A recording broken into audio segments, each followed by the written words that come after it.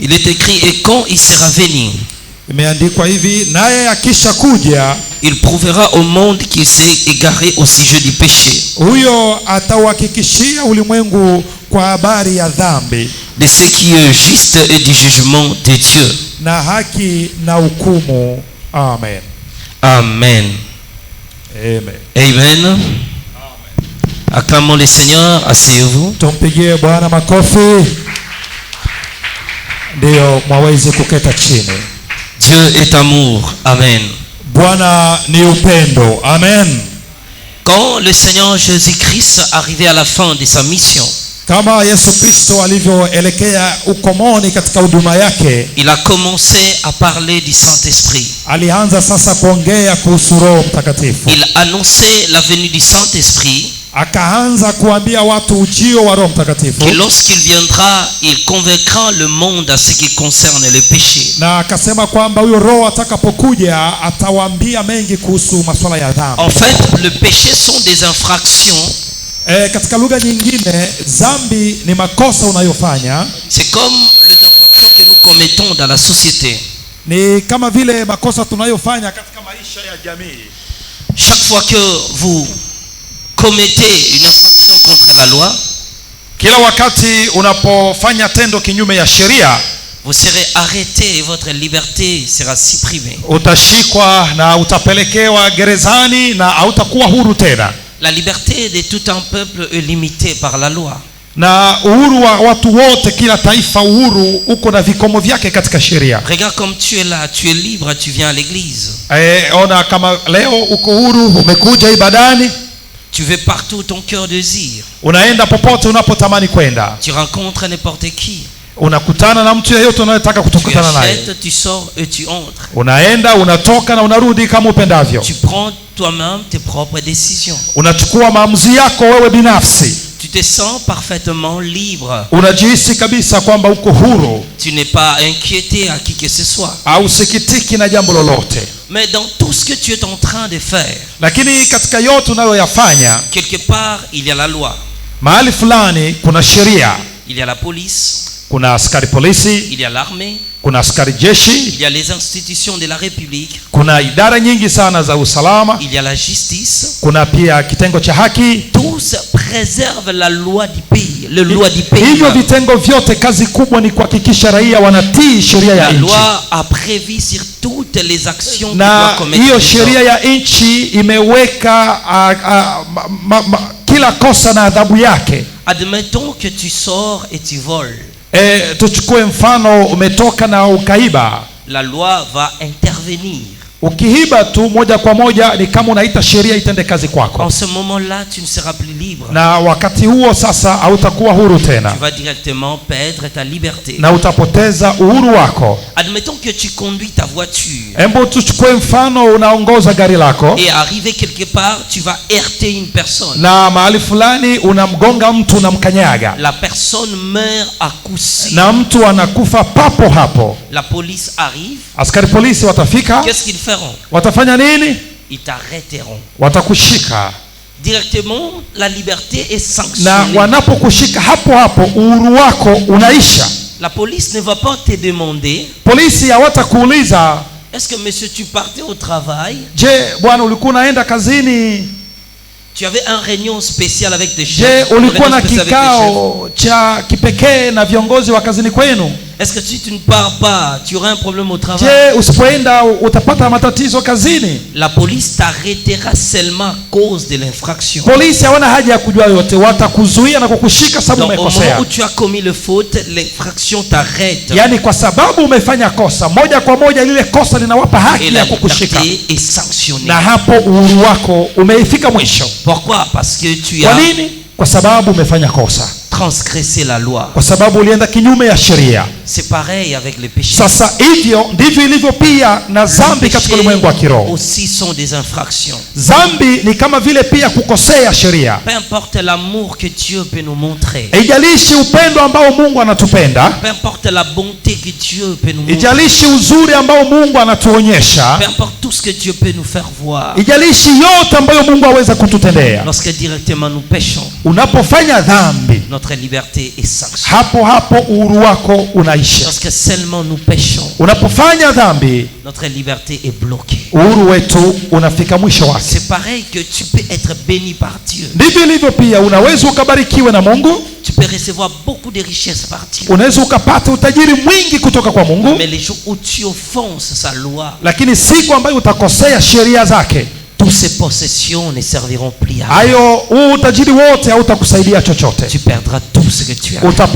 Utapoteza yote uliyoyapata. C'est possible d'être béni par Dieu et aller en enfer. Ni inawezekana kabisa ubarikiwe na Mungu sana na mwishowe uende kuzimu. C'est possible de gagner beaucoup de biens et ne pas voir Dieu. Inawezekana uwe na mali nyingi sana na awe Mungu amekupa mali hizo, ila mwishowe La uende kuzimu. bénédiction ne fait pas allusion que Dieu est d'accord avec toi. Kubarikiwa na Mungu haimaanishi kwamba Mungu yuko pamoja na wewe La daima. bénédiction ne témoigne pas que Dieu est d'accord à ce que tu fais. Kubarikiwa na Mungu haimaanishi kwamba Mungu anakubaliana na yote unayoyafanya. C'est pourquoi même prophétiser ne veut pas dire que Dieu est Ndio d'accord. maana hata huku kutabiri, tukitabiri haimaanishi kwamba kabisa Mungu anakubali yote Pourquoi tunayotenda. même parler en langue ne veut pas dire que Dieu est d'accord avec Ndio toi. maana hata kunena kwa lugha haimaanishi kwamba Mungu anakubaliana na wewe katika yote. Ce ne veut pas dire que même si tu pries pour les malades sont guéris, que Dieu est d'accord avec toi. Hata kama unaombea wagonjwa na wagonjwa wanapona, hiyo haimaanishi ya kwamba Mungu iko pamoja na wewe. Cela ne prouve pas que Dieu est d'accord à ce que tu fais. Hiyo haithibitishi kwamba Mungu anakubaliana na unavyoishi. Écoutez, des fois, nous résumons notre vie chrétienne à ce que Dieu a accompli. Mara nyingi tunafikiria maisha yetu ya Ukristo kuwa mazuri kulingana na kazi Quand on tunazofanya. prie pour un malade, Unaombea mgonjwa on dit, je suis un homme de Dieu. na unasema mimi ni mtumishi wa Mungu. Quand je prophétise pour quelqu'un, Wakati ninatoa unabii juu ya mtu fulani, je dis, je suis un homme de Dieu. nasema mimi ni mtumishi wa Mungu, Parce que j'avais prophétisé. sababu ninatoa unabii na Quand je tabiri. prophétise avec des détails et précisions, Nikitoa unabii na details zote nzuri kabisa, je suis un homme de Dieu. nasema mimi ni mtumishi. Quand je dors la nuit, Dieu me parle. Nikiwa nalala usiku, Mungu anakuja anaongea na mimi, Je suis un homme de Dieu. ninasema mimi ni mtumishi. Or, Dieu Lakini Mungu ne porte pas son attention sur ça. hajali sana hiyo. Dieu tient compte des valeurs. Mungu anajali hasa thamani ya neno lake. Dieu exauce la fidélité, Mungu yeye anachojibu hasa ni kule kuwa sahihi na yeye, mais n'exauce pas les titres. lakini Mungu hajibu title yako wewe. Dieu n'est pas un Dieu parce que vous êtes pasteur, Mungu sio Mungu kwa sababu wewe ni mchungaji. mais Dieu est Dieu parce que vous êtes fidèle. Mungu ni Mungu kwa sababu uko mwaminifu mbele zake. Est-ce que quelqu'un comprend ce que je suis en train de Je, dire? mnaelewa haya yote ninayojaribu Ne kuambia? vous fiez jamais au titre que Dieu vous donne. Usijivunie na title ambazo uko nayo kanisani. J'aimerais que ceux qui enregistrent puissent l'enregistrer et le faire retourner encore à ceux qui vont nous écouter après. Nataka wale wanao nakili kurekodi warekodi ili kwamba haya Que mambo les gens wayapitishe tena. comprennent que Dieu n'exauce pas les titres. Watu waelewe kwamba Mungu hajibu maombi sababu ya title Beaucoup yako. des hommes de Dieu se fient au titre ministériel. Sababu watumishi wengi wa Mungu wanajivunia vyeo vyao Ils makanisani. resument leur ministère par rapport à l'effet de s'asseoir devant les gens. Na wengi wamejenga huduma zao tu kwa sababu ya vitu kama hivyo na nakaa mbele za watu. On peut être devant ici et être les derniers devant Dieu. Unaweza ukakae mbele hapa, kumbe mbele za Mungu wewe ni wa mwisho kabisa. On peut se voir qu'on est présent ici, on est devant. Unaweza ukafikiri uko hapa, uko Et mbele, vous êtes les fidèles. na nyinyi huko ni waamini, C'est nous les hommes de Dieu. na sisi hapa ndo watumishi. Mais quand Dieu entre à l'église, Lakini Mungu anapoingia, il voit la dernière dame qui est là-bas, anaona yule mama kule mwisho, que c'est elle qui est la première de yeye l'église. ndiye wa kwanza huko. Dieu exauce la fidélité. Mungu anajali sana uaminifu wako Dieu kwake. exauce la fidélité. Anachojali Mungu ni uaminifu wako wewe mtu kwake. Enlevons ce posture qui ne sert à rien. Watumishi wa Mungu, tuondoe hiyo picha ya kujivunia vyeo Le makanisani. ministère, le titre sont des fonctions du travail. Huduma na vyeo, hiyo ni kazi tu, Mais ce qui compte, c'est la manière de travailler. lakini cha muhimu zaidi ni jinsi gani unavyofanya kazi hiyo. Un PDG qui travaille mal sera exclu des compagnies. Na hata pia katika kampuni unapofanya kazi vibaya utafukuzwa kazini. Pourquoi le poste dans l'entreprise n'est pas pour dominer les autres? Kwa sababu vyeo katika makampuni si kwa ajili ya kumiliki Le wengine. titre est là pour te permettre à mieux servir. Vyeo viko pale ili ufanye kazi vizuri kusaidia kampuni C'est iende pourquoi mbele. lorsqu'on paye au fin du mois, on paye la manière où tu as travaillé. Ndio maana wanapolipa mshahara mwisho wa mwezi wanalipa hata na mfanyakazi bora zaidi. Est-ce que tu ne peux pas porter un jour ton regard, regarder d'abord ta vie avec Dieu? Je, hauwezi leo ukarudishe macho yako ukaone unaishije wewe na Mungu? Regarder ta manière de se conduire avec Dieu. Uone unatembeaje mbele za Mungu? La vie chrétienne se résume à ça. Maisha ya Ukristo ndiyo hayo, ni La vie maisha. chrétienne ne se limite qu'à ça. Maisha ya Ukristo ni kuishia neno, ndio mwisho La vie wake. chrétienne se définit par une relation personnelle de l'homme avec Dieu. Maisha ya Ukristo ni uhusiano wako wa kibinafsi wewe na Mungu wako. N'avez-vous pas attendu des grands hommes de Dieu qui ont servi Dieu et n'ont pas vu le royaume des cieux? Je, hamjawahi kusikia historia za watumishi wakubwa wa Mungu waliomtendea Mungu kazi lakini hata hivyo hawakuenda mbinguni? J'ai jamais entendu parler de Je, ça. hamjawahi kusikia watumishi kama hao? Écoutez, lorsque tu te fies à ces choses-là, Sikiliza, unapojivunia hayo mambo tu perds l'essentiel. unapoteza kitu muhimu La vie zaidi. chrétienne reste là où il a commencé. Maisha ya Ukristo yako kama yalivyokuwa tangu mwanzo. C'est pourquoi plus tu deviens grand dans les choses de Dieu, Non. plus ton intimité avec Dieu augmente et devient de plus en plus fort. Ndio maana kadiri unavyokuwa katika ulimwengu wa kiroho, kadiri unavyokuwa pia kuwa mnyenyekevu zaidi, na kadiri unavyokuwa karibu zaidi ya Mungu. Ne change jamais ta manière de servir.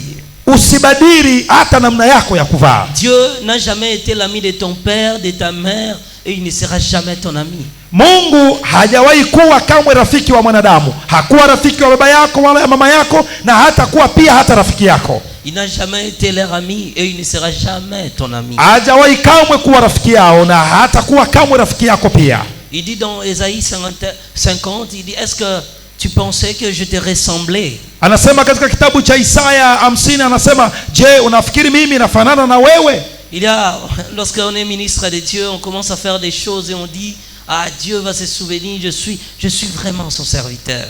Unajua mara nyingi mtu anapokuwa mtumishi wa Mungu anafanya makosa mengine akisema, Mungu atanikumbuka mimi ni mtumishi wake. Alors que Jésus lui-même a dit, quand vous allez faire quelque chose qui vous a été confié, dites à la fin que nous sommes des serviteurs inutiles, on a fait ce qu'on devait faire. Na wakati Yesu mwenyewe alisema unapofanya kazi ya Mungu ukifika mwisho sema, Bwana, sisi ni watenda kazi tu, mapenzi yako yatimie. Pourquoi? Parce qu'on est des serviteurs inutiles. Kwa nini? Kwa sababu sisi ni watenda kazi tu. Mais la seule chose que nous devons garder, Lakini kitu muhimu ambacho tunastahili kuchunga c'est notre fidélité envers Dieu. ni uaminifu wetu kwa Mungu wetu. Aussi longtemps que tu grandiras, Kadiri unavyokuwa katika ulimwengu wa kiroho, veille sur cet attachement avec Dieu. na kuomba uwe makini na uaminifu wako mbele ya Mungu Ne wako. permets jamais Usiruhusu kamwe que ta vie sacerdotale kwamba maisha yako ya kikuhani dépasse ta vie de l'intimité avec Dieu. iwe zaidi, yani maisha yako ya ukuhani kanisani iwe zaidi ya uhusiano wako binafsi na Mungu wako. Ne laisse pas que ton temps de ministère Usiache kamwe huduma yako, prenne plus de temps que ton temps dans la présence de Dieu. huduma yako iwe na muda mwingi katika maisha yako kuliko muda wako katika uwepo wa Bwana. Car Dieu nous a appelés pour être avec lui et vivre Sababu avec lui. Bwana ametuita ili tudumu katika uwepo wake. Car le même église que nous servons, Sababu kanisa hili ambalo tunatendea Moïse kazi aussi les a servis. na halo wengine watalitendea Mais kazi, un jour, il a été revoqué. lakini hata hivyo wengine wakalitendea na wengine Il n'a pas pu wakafukuzwa entrer. katika kanisa hilo hilo, na wengine wakalitendea na hawakuingia mbinguni. Veillez sur votre Kwa hiyo relation. cha muhimu zaidi ni uhusiano wako wewe binafsi na Mungu wako, Veillez sur cette relation. na ukeshe kwa ajili ya Ne uhusiano laisse huo. pas le temps avec ta femme prenne plus de temps avec Dieu. Usiache hata mke wako akuchukue sana kuliko muda wawe kukaa katika Chaque uwepo wa jour tu te Mungu. réveilleras, Kila wakati unapoamka regarde si tu avances avec Dieu. utazame uhusiano wako na Mungu. Est-ce que tu avances avec Dieu? Je, unasonga mbele na Mungu vizuri? Est-ce que tu développes une intimité avec Dieu? Je, unakuza zaidi uhusiano wako na Il Mungu? faut que nous dépassons l'étape de demander à tout moment, arrivons à l'étape de la causerie avec Dieu. Inabidi tutoke katika hatua ya kuomba, ila sasa tuingie katika hatua ya kuzungumza na Mungu. On est tellement habitué lorsqu'on prie, Dieu donne-moi, parce que tu as dit demander. Mais lorsqu'on atteint la maturité, on arrive à point de causer avec Dieu comme Moïse causait avec lui. Mara nyingi tunazoea kusema Mungu nipe, uliandika katika maandiko Mungu nipe, lakini ukikomaa vizuri katika ulimwengu wa kiroho, utaanza sasa kuongea na yeye kama Musa alivyoongea na yeye, sio tena Mungu nipe. Est-ce que vous connaissez que la prière c'est aussi la causerie avec Dieu? Je, mnajua kwamba maombi hatua yake ya mwisho ni kuzungumza na Mungu, kuzungumza? Est-ce que vous savez que la prière c'est une causerie? Mnajua kwamba maombi ni mazungumzo? Est-ce que tu peux pas te lever le matin, tu dis bonjour Dieu, comment tu vas? Je, hauwezi amka asubuhi unasema Mungu habari za asubuhi, unamkaje? Dieu, je voulais te saluer. Unasema tu Mungu nilitaka nikusalimu asubuhi. Aujourd'hui ça fait un bonjour.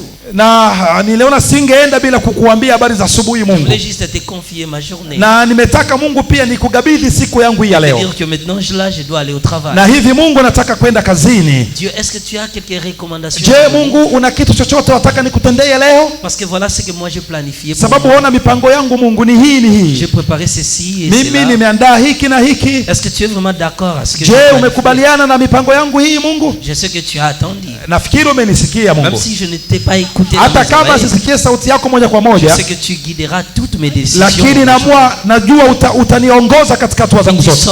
Na unatoka unaenda. Lorsque l'amitié avec Dieu grandit, wakati urafiki wako na Mungu unapokomaa zaidi, tes cachets commencent à être dévoilés. Mungu mwenyewe ataanza kukufunulia siri nzito ne cache pas des choses à ceux qui vivent dans l'intimité avec lui. Ukijenga uhusiano wako vizuri na Mungu, Mungu hataficha siri yoyote kwako. Il dit, est-ce que cacherai-je à Abraham ce que je veux faire? Sababu mwenyewe alisema, je, nimfiche Ibrahimu nitakayokwenda kuyafanya? Si tu veux que Dieu ne puisse pas te cacher les choses, ukitaka Mungu asikufiche mambo, développer ton intimité avec lui. Kuza uhusiano wako binafsi na yeye. Crée cette amitié avec Dieu. Unda huo urafiki wa kindani na Mungu. Alors le mystère des secrets te seront dévoilés. Ndiposa utaingia katika huduma ya siri za Mungu. Je bénis Dieu, Dieu te témoin d'une réalité de l'au-delà. Mimi nashukuru Mungu kwa kunibeba katika dunia nyingine. Hier j'avais introduit mon expérience. Jana nilianza kueleza kuhusu shuhuda yangu.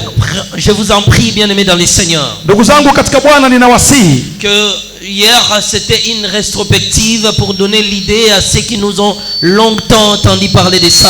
Jana tulichofanya tulirudi nyuma kidogo, kumbukumbu, ili kuwapa picha wale ambao hawajatusikia kwanza. Donc si je reprends à zéro pour finir le dimanche, donc je vais seulement redire ce que j'avais dit outré. Kwa hiyo nikianza tena nianze jambo moja kwa moja, itanichukua muda mwingi sana na nitakuwa nikiongea tu yale niliyokwisha kuyaongea. C'est pourquoi je suis dans l'obligation d'avancer quand même. Ndio maana leo mtaniruhusu nisonge mbele zaidi. Je suis vraiment dans l'obligation de continuer là où je me suis arrêté. Kwa hiyo leo nalazimika nianze sasa pale niliposimamia. Hier je vous avais donné que l'idée pour que vous puissiez savoir ce que j'avais vécu. Jana niliwapa picha angalau mjue kipi kilitukia. Mais ne me prêtez pas rigueur parce que si je reste là, donc je vais reprendre. Naomba mniruhusu niendelee, sababu nikibaki tu hapo nitachukua muda mwingi na nitashindwa kuongea ninachotaka ongea. Ici dans notre église, j'étais l'année passée, j'avais témoigné. Hapa kanisani kwetu nilikuwa hapa mwaka uliopita na nilitoa shuhuda.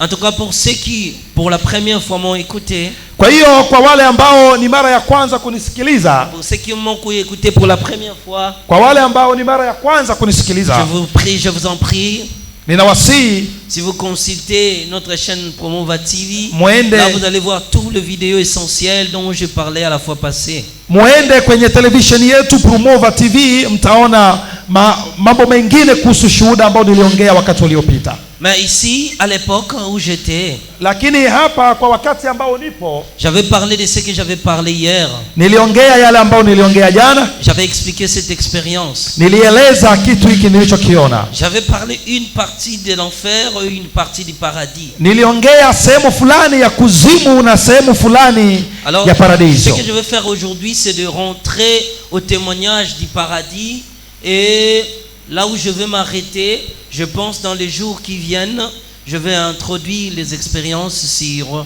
l'enfer, mais dans d'autres prisons que je ne sais pas, pasteur, comment on peut faire. On peut aller d'abord en enfer, finir au paradis ou comment? Oui. Ou s'arrêter où on s'est arrêté? Oui, on peut d'abord commencer par l'enfer, quelque Oui. chose sur l'enfer, Oui. puis on va finir par le paradis.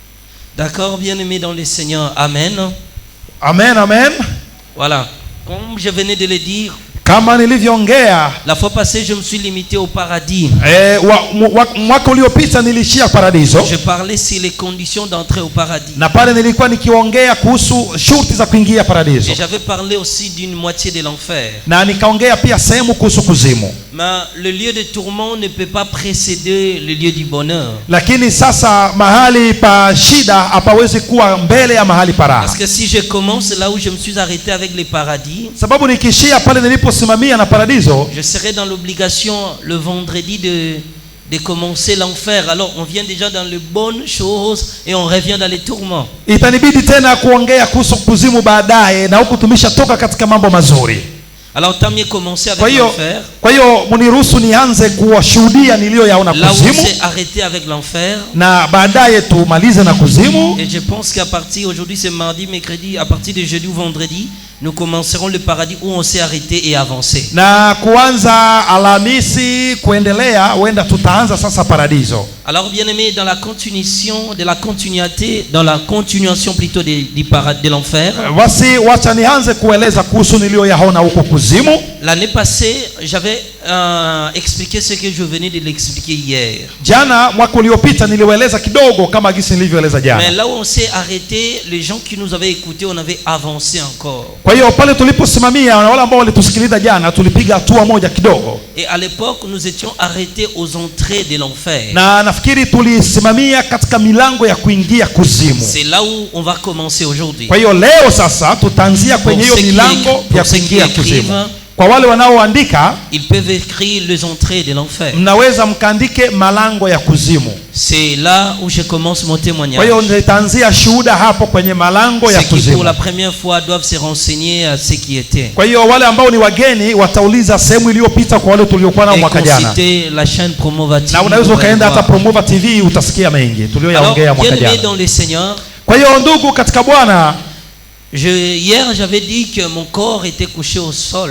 Jana niliwaambia mwili wangu ulikuwa kwenye udongo na mimi nilikuwa wima. Mon corps était resté là où je priais. Mwili wangu ulibaki pale nilipokuwa ninaomba. C'était maintenant mon esprit qui était hors de moi. Kwa hiyo ni roho yangu ndio iliyotoka. Donc le corps était couché au sol. Na mwili ulikuwa udongoni. Et mon esprit était dehors. Na roho yangu ilikuwa nje hivyo nikitangatanga. Dans mon corps. Roho yangu ilikuwa inatangatanga nje ya mwili. Parce que comme j'avais dit hier, nous sommes des êtres tripartites. Sababu kama nilivyowaambia jana, sisi ni watu tuko na utatu. Alors où je me suis limité hier au marché. Kwa hiyo nilipowaambia kuhusu habari za soko jana, après avoir sorti dans ce marché, baada ya kutoka katika soko lile, j'avais maintenant crié, j'ai dit Seigneur, si je t'ai servi, viens me secourir. Nikasema, oh Bwana, ikiwa kweli nimekuwa mtumishi wako, njoo uniokoe. Hier on s'était limité au marché ici. Nafikiri jana tuliishia hapa kwenye ile soko hapa. Mais maintenant quand j'avais vu tous ces événements, kwa hiyo baada ya kuona yale mambo yote niliyowaeleza jana, j'étais maintenant sorti de ce marché. Kwa hiyo nikatoka pale sokoni, je regardais gauche droite, nikatazama kushoto kulia, je ne savais où aller, sikujua niende wapi. C'est alors que je disais, ndiposa nikasema, oh Bwana, si je t'ai servi, viens à mon secours. Ikiwa nilikutendea kazi, naomba unisaidie. À ce moment-là, je vis une grande lumière venant du ciel. Kwa hiyo niliposema hivyo, nikaona mwangaza mkubwa kutoka mbinguni, tomber au sol, ukashuka mpaka ardhini, s'exploser, baadaye ukajilipua, et moi aussi j'étais tombé. Na mimi pia nikaanguka. Alors cette lumière m'appela pour se lever. Kwa hiyo ule mwangaza ukaniita kwa jina. Il parlait comme le bourdonnement des grands eaux. Na sauti iliyotoka katika ule mwanga ilikuwa kama vile sauti ya maji mengi. Tu as été choisi pour être témoin de ce que tu es. Ile sauti ikaniambia, nimekuchagua wewe ili uwe shuhuda wa mambo haya nataka kuonyesha. Il m'a dit que je t'amènerai en enfer pendant 351 na ile sauti ikaniambia, nitakubeba kuzimu muda wa siku 351. Pour que tu visites toutes les prisons de tourment. Ili nikuonyeshe gereza zote za mateso. Afin que tu avertisses les habitants. Na baadaye urudi duniani uwahonye wanadamu. Ceux qui n'ont pas voulu suivre mon chemin na uambie kwamba wasiotaka kufuata njia zangu wataishia mahali hapa. Après j'avais rencontré le Seigneur. Baadaye nikainuka pale, sauti ilipomaliza kuongea, nikakutana na Bwana mwenyewe. Je ne vais pas toujours revenir. Ambapo hapo sitaki niongee sana kuhusu hapo. Mais reconnaissez que dans cet endroit j'avais rencontré maintenant Jésus. Lakini sasa kifupi mjue kwamba hapa nilikutana na Yesu mwenyewe. On devait faire notre voyage. Kwa hiyo Yesu akaniambia twende tuanze safari. On a vu beaucoup de choses que j'ai parlé l'année passée. Nilishaongea mengi pia kuhusu hapa mwaka uliopita. Mais maintenant sur les entrées de l'enfer. Sasa nataka niruke moja kwa moja kwenye milango ya kuzimu. Nous étions dans l'espace parce que l'objectivité était d'aller visiter les âmes perdues dans les tourments. Kwa hiyo tukaruka na Bwana mpaka angani, lakini lengo kuu ilikuwa twende mpaka kuzimu. Lorsque nous étions dans les airs, on observait la terre. Kwa hiyo tulipokuwa angani mimi na Yesu tulikuwa tunatazama dunia kwa chini. En regardant la terre, on voyait quelque chose comme des ouvertures. Tukitazama dunia hivi tulikuwa tunaona vitu kama vile milango hivi. Ces ouvertures, c'était en réalité comme des entonnoirs. Na milango ile ilikuwa kama ili neno wakati nanishinda kwa Kiswahili.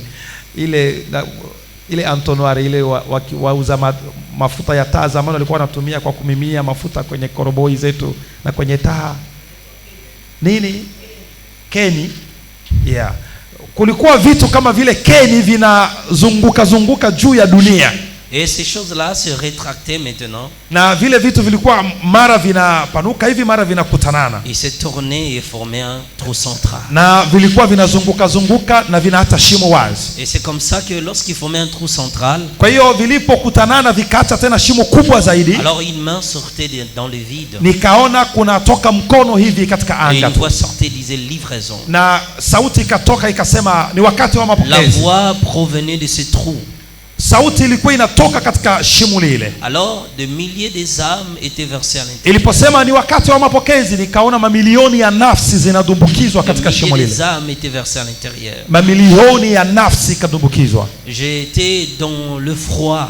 Nikawa katika ubaridi. Et je dis Seigneur, qui sont-ils? Nikasema Bwana, hao ni wanani? Il me dira que ce sont des gens qui viennent de mourir sur la terre. Akanambia hao ni wanadamu ambao wamefariki hivi huko duniani. Et leurs âmes sont directement envoyées en enfer. Na nafsi zao zimetupwa moja kwa moja kuzimu. De milliers de hommes tombaient à l'intérieur de ces trous-là. Niliona mamilioni ya watu wakianguka katika shimo. Et il m'avait dit si 300 000 personnes vont en enfer, 3 personnes vont au ciel. Akaniambia ikiwa watu 1,300 wanaenda kuzimu, maana yake mbinguni kunaenda tu watatu. Ceux qui périssent sont plus nombreux que ceux qui sont sauvés. Wanaokwenda kuzimu ni wengi sana kuliko wanaokwenda mbinguni. Je voyais des gens tomber dans la fosse. Kwa hiyo niliona watu wakiingia na kudumbukia katika shimo hilo. C'était des gens venus des 4 coins de la terre. Ni walikuwa watu kutoka pembe 4 za dunia. Ils étaient condamnés. Walikuwa wamehukumiwa. Ils sont morts dans les péchés. Walifariki katika dhambi. Et leurs âmes étaient envoyées là-bas. Na nafsi zao zikatupwa huko kuzimu. C'est la destination de tous les pécheurs. Hapo ndipo mahali pa kila mtenda dhambi. Lorsque vous mourrez dans le péché, ukifa katika dhambi, lorsque vous mourrez dans le péché, ukifa katika dhambi, votre âme prend la décision, la direction de l'enfer. Nafsi yako itaenda moja kwa moja kuzimu. C'était des foules de gens qui tombaient. Niliona mamilioni maelfu ya watu kama hivi wakianguka, dans ce trou de la perdition. Wanadumbukia katika shimo lile. Des milliers des âmes étaient versées dans ce trou. Mamilioni ya nafsi niliona zinaanguka mle ndani. Ils étaient des hommes, mais ils ont vécu dans les péchés. Wanaume ambao waliishi katika dhambi. Et ils étaient envoyés à la perdition. Na walikuwa wanatupwa hivyo. Ils entraient dans ces trous et poussaient un cri de désespoir. Walikuwa wakaingia pale na wanalalamika kwa sauti kubwa sana ya huzuni. Ils disaient nous sommes perdus. Walikuwa wanasema wote, jamani tumepotea. Ils regrettaient leur conduite sur la terre. Walikuwa wanasikitika maisha walioyaishi duniani. C'était fini pour eux. Lakini hawakuwa tena na namna nyingine. Ils tombaient ici dans ces trous et partaient. Walikuwa wanaingia katika shimo hile na kwenda. J'étais dans le froid, j'ai dit Seigneur. Nikasikia huzuni sana, nikasema Bwana, si vraiment j'ai dit Seigneur, je dirais au monde que l'enfer existe, mais je n'entrerai pas. Nikasema Bwana, haya ninayoyaona yametosha, nitaambia wanadamu kuzimu ipo, lakini usiniruhusu niingie huko. J'avais trop peur de ces entonnoirs. Nilisikia hoga sana wa kuona mashimo yale. Parce que dans l'existence, je n'ai pas vu cela. Sababu katika maisha yangu yote nilikuwa kamwe sijaona jambo kama hili. La Bible dit que Dieu est le créateur des choses existées, des choses connues et non inconnues. Lakini Biblia inasema Mungu ni muumba wa mambo tunayoyajua na tusiyoyajua. Cet événement était inconnu pour moi. Kwa hiyo tendo kile kilikuwa kitu ambacho sijawahi C'est kuona alors maishani qu'il me mwangu. dit, nous allons emprunter l'une de ces directions Lakini Bwana akaniambia tutaenda huko wanakokwenda hao watu, pour aller visiter les âmes qui partent en ili enfer. kwamba na wewe uone mwisho wa nafsi hizo zinaenda mpaka Les wapi. choses que tu verras restera gravées dans ton cœur Na mambo utakayoyaona huko nitayapiga muhuri katika roho yako, et servira de témoignage pour avertir les habitants de na la terre. utaenda kuyashuhudia duniani ili kuwatahadharisha wanadamu. Ce que tu verras restera dans ton esprit. Na mambo utakayoyaona nitayaweka pia katika roho Je yako. veux que tu vois toutes ces choses pour avertir les hommes. Nataka utwende uyaone ili uende ukaonye wanadamu. C'est en ce moment-là que nous avons commencé à descendre dans Kwa cet hiyo ni entonnoir. wakati ule sasa na mimi na Yesu pia tukaanza kushuka katika On shimo lile. entrait au milieu d'une obscurité épaisse. Tulipoanza kushuka shimo lile lilikuwa na giza kubwa sana. L'obscurité était absolue dans cet entonnoir. Giza lilikuwa ni giza tupu juu ya giza. Et pendant qu'on pénétrait cet entonnoir, Na tulipokuwa tunashuka katika shimo nous lile, avions trouvé des milliers d'âmes,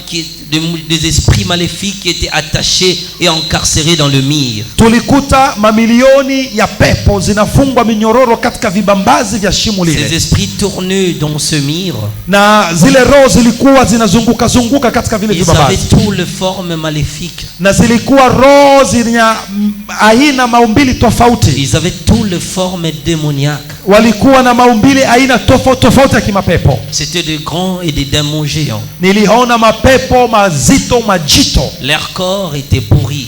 niliona miili yao ilikuwa kama yenye Ils kuoza, dégageaient une odeur repugnante. na walikuwa wanatoa harufu mbaya Au sana. milieu de ce tunnel de l'horreur, Katikati ya lile shimo une odeur repugnante sortait de l'intérieur. nilikuwa nasikia kulikuwa harufu mbaya sana. Cette odeur m'avait coupé le souffle. Kwa hiyo harufu ile ikanifanya nishindwe hata kupumua. C'était difficile à supporter. Ilikuwa ni vigumu sana kuvumilia harufu L'odeur ile, qu'on n'a jamais entendue. harufu ambayo sijawahi kusikia hapa Cette duniani. odeur-là était difficile. Harufu ile ilikuwa nzito sana. Je ne pouvais pas, si ce n'était pas les pierres que le Christ m'a introduit dans les yeux, je ne pouvais pas voir. Isipokuwa tu yale majiwe mawili ambayo Bwana aliweka katika macho yangu, lakini nisingekuwa na uwezo wa Nous sommes kuona. entrés dans ce tunnel. Kwa hiyo tukaingia katika shimo hili. Alors en ce moment-là, nous étions arrivés dans un endroit inconnu. Kwa hiyo mwisho kabisa tukafika mahali ambapo hapana jina, sipajui. L'enfer est un abîme. Kuzimu ni mahali pabaya sana, Vous quittez un niveau, vous descendez dans l'autre niveau. na iko katika ngazi, unatoka kwenye ngazi moja unaingia kwenye ngazi Nous nyingine. étions maintenant arrivés dans un lieu inconnu. Tulifika mahali ambapo hakuna mtu anayepajua pale, Cet endroit était obscur. na mahali pale palikuwa tu giza tupu, L'obscurité absolue. giza tupu. La peur me saisit Nikapatwa na hoga et je me suis approché du Seigneur na nikamkaribia sana Yesu, parce que mon abri était Jésus. sababu tumaini langu pekee alikuwa Mon ni yeye Yesu. espoir était lui. Tumaini langu alikuwa ni Et Yesu, je savais que sans lui, je ne pouvais na pas nilikuwa sortir najua de cet kabisa endroit bila huyu Yesu siwezi toka hapa, et que c'était fini pour na moi. hapo ningefariki moja kwa moja. Alors je lui posa la question de savoir où nous étions. Kwa hiyo nikamuuliza Yesu, hivi tuko wapi? C'est alors il me tourna les regards. Ndiposa akageuza uso wake kwangu, Parce que dans cet endroit sombre, sababu katika eneo lile la giza je voyais sous forme de l'ombre des montagnes, nilikuwa ninaona kama vile vivuli vya milima. le ténèbre qu'on n'a jamais vu sur la terre, Palikuwa giza ambayo sijawahi kuona duniani, l'obscurité qu'on n'a jamais expérimentée. giza ambayo hujawahi kuona katika dunia hii. C'était du ténèbre absolu. Palikuwa ni giza nene. Alors on regardait. Kwa hiyo tulikuwa tunatazama, Je lui dis, où sommes-nous? nikasema tuko wapi? Il me tourna les regards. Akanitazama. Quand il me tourna les regards, Aliponigeukia, d'abord la terre de cet endroit kwanza udongo wa mahali pale, était rouge comme du sang. udongo wa mahali pale ni mwekundu kama vile damu, Et des sortes des animaux impurs se promenaient dans l'espace. na niliona aina za ndege wa kila aina, ndege chafu Les wakiruka insectes katika angani, impurs marchaient. na vidudu wachafu wa kila aina pia wakitembea. C'était rouge comme pain du sang. Palikuwa udongo mwekundu kama damu hivi, Et dégageait une forte chaleur. na palikuwa joto kali sana. Je lui ai demandé si c'était quoi en réalité. Nikauliza, Bwana, ni nini hii haswa? Il me disait que les âmes sont là-bas en dessous.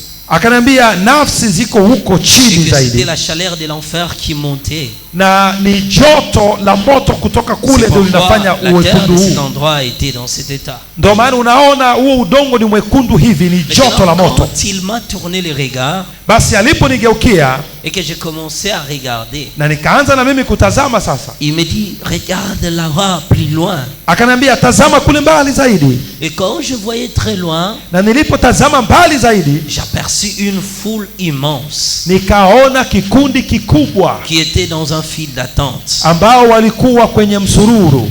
Ils étaient là dans ce fil d'attente. Walikuwa wote wamejipanga hivi kwenye msururu. Et le Seigneur me disait maintenant que c'est vers eux que nous devons nous rendre. Na Bwana akaniambia twende tufikie mpaka watu wale. C'est à ce moment-là que nous avons commencé à marcher. Kwa hiyo na sisi tukaanza kutembea. On marchait, il me parlait de beaucoup de choses. Katika kutembea Bwana alikuwa akiniambia mambo mengi. Il m'expliquait de beaucoup de réalités. Alinieleza mambo mengi sana ya siri. Le Seigneur était en train de m'expliquer. Bwana alikuwa akinieleza mambo mazito. Et il me disait qu'il y a une rupture radicale entre les hommes de la terre et ceux qui sont ici. Kuna jambo aliniambia kwamba kuna mtengano mkamilifu kati ya wanadamu duniani na hawa walio hapa. Il y a vraiment une rupture. Kuna mtengano mkamilifu. À ce que les gens qui sont ici, ili kwamba watu walio hapa, à ce que les gens qui sont ici, watu walio hapa ne peuvent pas sortir et rentrer sur la terre. Hawawezi kutoka wakarudi duniani. Bien-aimés, nous avançons. Kwa hiyo ndugu, tukawa tunaendelea. Et à notre approche vers ces gens-là qui faisaient la queue, tulipokaribia watu wale waliokuwa kwenye mstari, en effet ces gens-là ne nous regardaient pas. Watu wale walikuwa hawatutazami sisi. Ils regardaient devant eux. Walikuwa wanatazama kwa mbele hivi. Et tous étaient dans la queue. Na wote walikuwa kwenye mstari. Ils secouaient leurs pieds. Kwenye mstari na wanafanya miguu yao hivi. Ils criaient aïe aïe. Na walikuwa wanalalamika aïe aïe aïe aïe aïe. Ces âmes-là pleuraient. Ilikuwa kama vile ni vilio. Lorsque je les ai observés, nilipowatazama, je vis alors que leur corps était pourri. Nikaona miili yao kama imeoza. Et il y avait des sortes des asticots qui sortaient de leur corps. Na kulikuwa vitu kama vile funza vinatoka kwenye miili yao. Des asticots sortaient du corps. Funza zinatoka kwenye miili yao. Et leurs pieds ici étaient calcinés. Na miguu yao ilikuwa inaugua moto. Ils détenaient un CD dans leurs mains. Kila mtu alikuwa na kitu kama CD katika mikono yake. Maintenant, les espaces qui restaient dans la queue qu'il faisait. Sasa hii sehemu wazi kati ya kila mistari miwili, il y avait un démon qui marchait. Hii barabara wazi hapa kati ya kila mistari miwili kulikuwa pepo anatembea katikati. Ule pepo alikuwa na sura kama ya mbwa. Il marchait pour surveiller ses âmes. Yeye alikuwa anatembea pale ili kufuatilia nafsi zile. De ceux qui ne pouvaient pas quitter les rangées. Na kuambia zile nafsi zisitoke kwenye mstari. L'état de ces âmes, Marc chapitre 9 le verset 48. Marko 9:48. Marko 9:48. La Bible dit, Biblia inasema, où le ver rongeur ne meurt point et où le feu ne s'éteint point.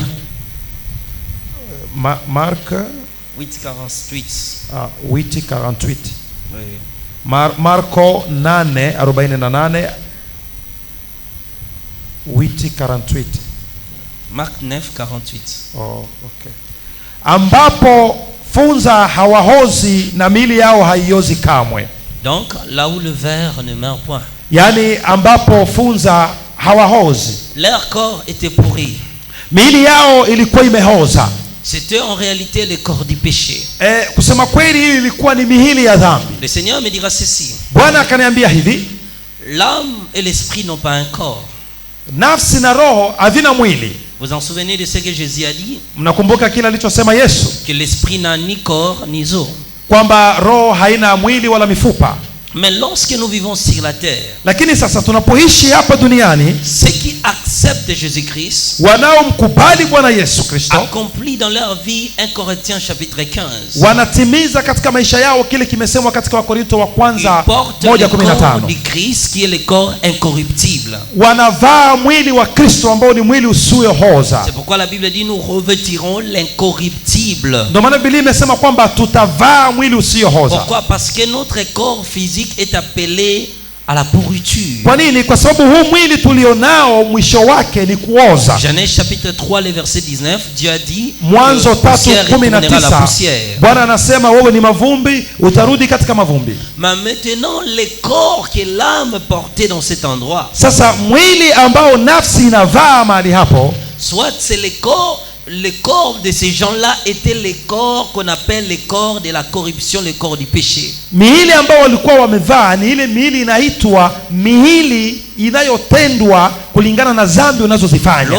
Lorsque nous commettons le péché dans notre vie, Ina maana tunapofanya dhambi katika ya maisha yetu ya nous kawaida, sommes en train de construire notre propre corps. moja kwa moja unajenga mwili wako binafsi, C'est ce corps-là que nous porterons au jugement. na ni mwili huo ambao utavaa siku ya Et hukumu, cela est appelé le corps de la désolation. na ule unaitwa ni mwili wa masikitiko, C'est le corps de l'opprobre. ni mwili wa aibu, C'est le corps de la honte. ni mwili wa C'est fedheha. pourquoi leur corps représentant le péché était pourri.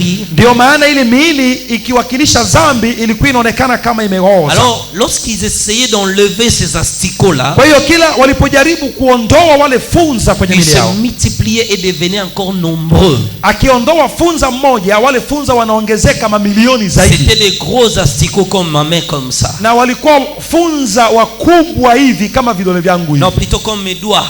kama vidole vyangu. Alors, ils sortaient du corps. Kwa hiyo funza kama vidole hawa wanatoka kwenye Leurs mwili. pieds ici étaient calcinés.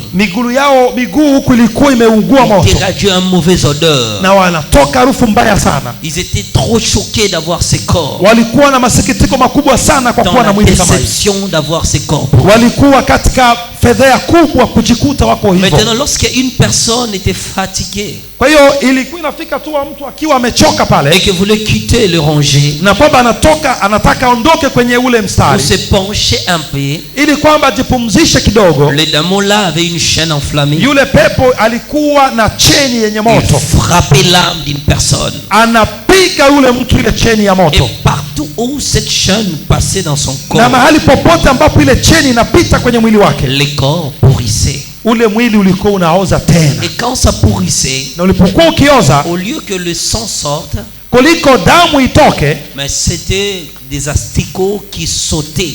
ilikuwa sasa ni funza wengi zaidi wanatoka, Parce que les asticots rongeaient partout leur corps. sababu funza walikuwa wamekula miili yao sehemu zote.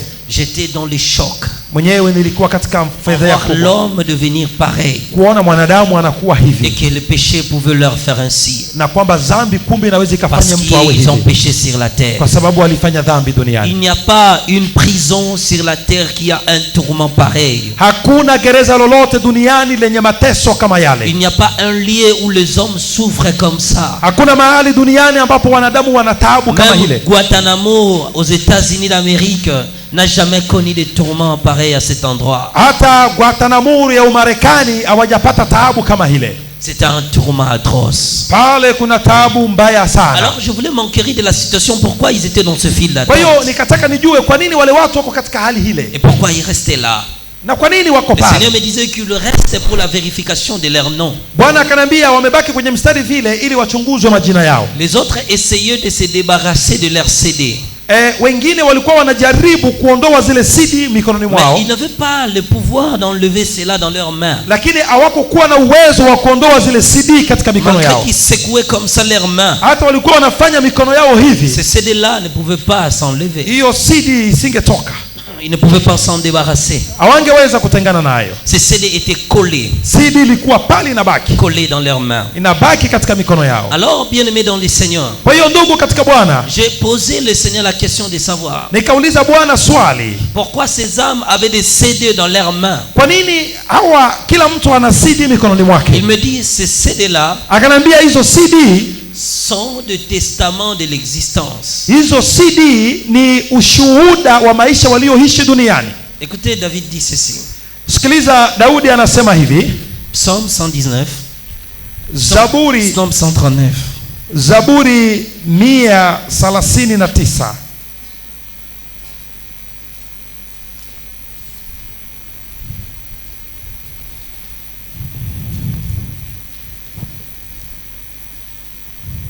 Verset 16. Verset 15 au verset 16. Mstari wa 15 hadi 16. Je lis la parole de Dieu. Nasoma neno la Bwana. Mon corps n'était pas caché à tes yeux quand dans les secrets je fus façonné. 139. 139 verset 15 à 16. Mifupa yangu haikusitirika kwako nilipoumbwa kwa siri. Et tu sais comme dans les profondeurs de la terre, j'étais encore qu'une masse informe, mais tu me voyais. Et dans ton registre se trouvait déjà inscrit tous les jours que tu m'avais destiné avant qu'aucun d'eux n'existât. Nilipoumbwa kwa ustadi pande za chini za nchi, macho yako yaliniona kabla sijakamilika. Chuoni mwako ziliandikwa zote pia siku zilizoamriwa kabla hazijawa bado. Bien-aimé dans le Seigneur, ndugu katika Bwana, David dit que dans son livre était inscrit avant qu'aucun de ces jours sur la terre n'existe. Daudi anasema katika chuo cha Bwana siku zake zote za kuishi ziliandikwa kabla hazijakuweko bado. Alors je voulais savoir, je dis pourquoi ils ont ces CD dans leurs mains. Kwa hiyo nilitaka nijue kwa nini wale watu wana CD mikononi mwao. Il me dit c'est le testament de l'existence. Bwana akasema ni shuhuda ya maisha walioishi duniani. Alors je dis à quoi ça sert? Sasa nikauliza Bwana ina kazi gani hiyo? Il me dit avant qu'un homme vienne sur la terre, akanambia kabla mwanadamu hajazaliwa duniani, Dieu fait appel à son âme au ciel. Bwana anaita nafsi yake kwanza mbinguni. Alors pour que l'homme plutôt vienne sur la terre, ili kwamba mwanadamu aje hapa duniani, admettons que tu dois naître en 2022. Hebu tuchukue mfano kama utazaliwa mwaka 2022. Dieu appelle ton esprit déjà en 1950. Bwana yeye ataita roho yako kabla, kani ataita kama vile mwaka 1950 en 1930 au mwaka 1930. Il dit à ton esprit tu iras naître à Tanzanie. Anaambia ile roho yako utazaliwa katika nchi ya Tanzania. Tu seras né dans une telle famille. Utazaliwa katika familia fulani. Ton père sera un tel. Baba yako atakuwa fulani. Ta mère sera un tel. Na mama yako atakuwa fulani. Il te dira tout ce que tu feras dans le monde, parce que lorsqu'on vient sur la terre, on ne vient que revêtir un corps, mais l'esprit de l'homme vient déjà du ciel qui existait. Na Bwana atakwambia yote utakayokuja kuyafanya hapa, sababu unapokuja duniani tunakuja tu kuvaa miili, lakini mambo yote Mungu aliyamaliza kabla kule, na atakwambia kazi utakayokuja ifanya. Alors il te dira ce que tu feras, comme David vient de dire, tout était écrit dans ton registre tous les jours qui m'étaient destinés à vivre. Kwa hiyo Bwana atakwambia kila utakachokuja kukifanya hapa, kama anavyosema tu Daudi kwamba siku zangu zote ziliandikwa katika chuo chako kabla hazijawa. Et que tout est mentionné maintenant dans ce livre. Na kwamba kila kitu kinaandikwa katika vyuo vya Mungu. Dieu te donne des directions à suivre sur la terre. Kwa hiyo Mungu atakupa mambo utakayoyafanya duniani. Des choses à respecter que mambo tu ne peux pas aller à l'encontre. Unapaswa uyaheshimu ambayo upaswa kuvuka mipaka. Tout sera mentionné dans ce livre. Yote hayo yanaandikwa katika chuo cha Mungu. Tout sera bien écrit. Yote yanaandikwa vizuri. Les jours que tu vivras sur la terre. Siku utakazoishi duniani. Il te donnera des recommandations. Itakupatia hata majukumu. Et te dira que tu dois l'accepter sur la terre. Na atakwambia uende duniani na umkubali. Et quand tu viens sur la terre, na unapokuja duniani, il établira ce CD en toi. Wataweka kitu kama CD ndani yako. Et ce CD là sera appelé la conscience. Na hiyo CD ndo inaitwa dhamira. Notre conscience, dhamira yetu, est là pour nous reprocher de tout ce que nous faisons, même dans le secret. Iko hapo ili kutuonya hata mabaya tuyatendayo katika siri. Il y a des choses que tu commets devant les gens. Kuna mambo ambayo unaweza kufanya mbele za watu. Et certaines, pourquoi les gens qui commettent, les femmes qui commettent l'infidélité ne disent pas à leur mari? Ndio maana unaweza kujiuliza kwa nini wanawake wazinzi awaambie waume zao kabla ya kwenda kufanya. Il fallait qu'une femme mariée, lorsqu'elle sorte avec un autre homme, na ingekuwa heri kila mwanamke ambaye ameolewa kabla hajatoka nje ya ndoa na mwanaume mwingine, je viens de faire la cour avec notre personne. Aende na ambie mume wake, mume wangu nimetoka na mwanaume mwingine. On était dans un hôtel là-bas. Tulikuwa kwenye hoteli kule. J'ai couché avec cet homme-là. Nimelala na ule mwanamume fulani. Pourquoi ils ne viennent pas dire à leur mari? Kwa nini hawaje kuambia waume zao? Que papa, aujourd'hui j'ai eu les rapports sexuels avec notre patron. Kusema kwamba baba, leo nimefanya ngono na bosi wetu kazini. Pourquoi ils ne disent pas cela? Kwa nini hawaseme hivyo? Parce que leur conscience, sababu dhamira yao, les reproches inawaonya que c'est mauvais.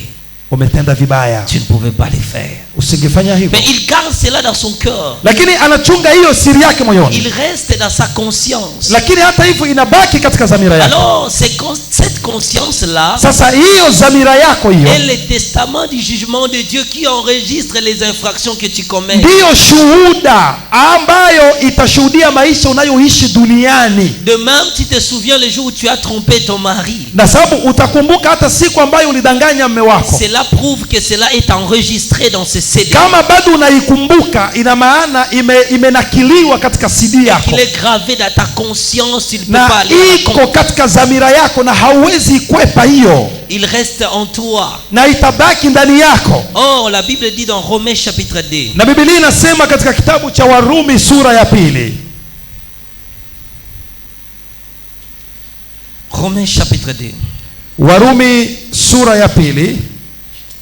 Le verset 14 à 16. Warumi sura ya 2 14 hadi 16. En effet, lorsque les païens qui n'ont pas connu la loi de Moïse accomplissent naturellement ce que demande cette loi, ils se tiennent lieu de la loi eux-mêmes alors qu'ils n'ont pas la loi. Ils démontrent par leur comportement que les œuvres demandées par la loi sont inscrites dans leur cœur. Leur conscience en rend également ainsi témoignage que les raisonnements par lesquels ils acquisent et s'accusent les uns les autres. Tout cela apparaîtra le jour où, conformément à mon évangile que j'annonce, Dieu jugera par Jésus-Christ tout ce que les hommes ont caché. Kwa maana watu wa mataifa wasio na sheria wafanyapo kwa tabia zao yaliyo ndani ya Torati, hao wasio na sheria wamekuwa sheria kwa nafsi zao wenyewe. Hao wainyesha kazi ya Torati iliyoandikwa mioyoni mwao, dhamiri yao ikiwashuhudia na mawazo yao yenyewe kwa wenyewe yakiwashtaki au kuwateka. Katika siku ile Mungu atakapozihukumu siri za wanadamu sawasawa na injili yangu kwa Kristo Yesu. Amen. Voilà.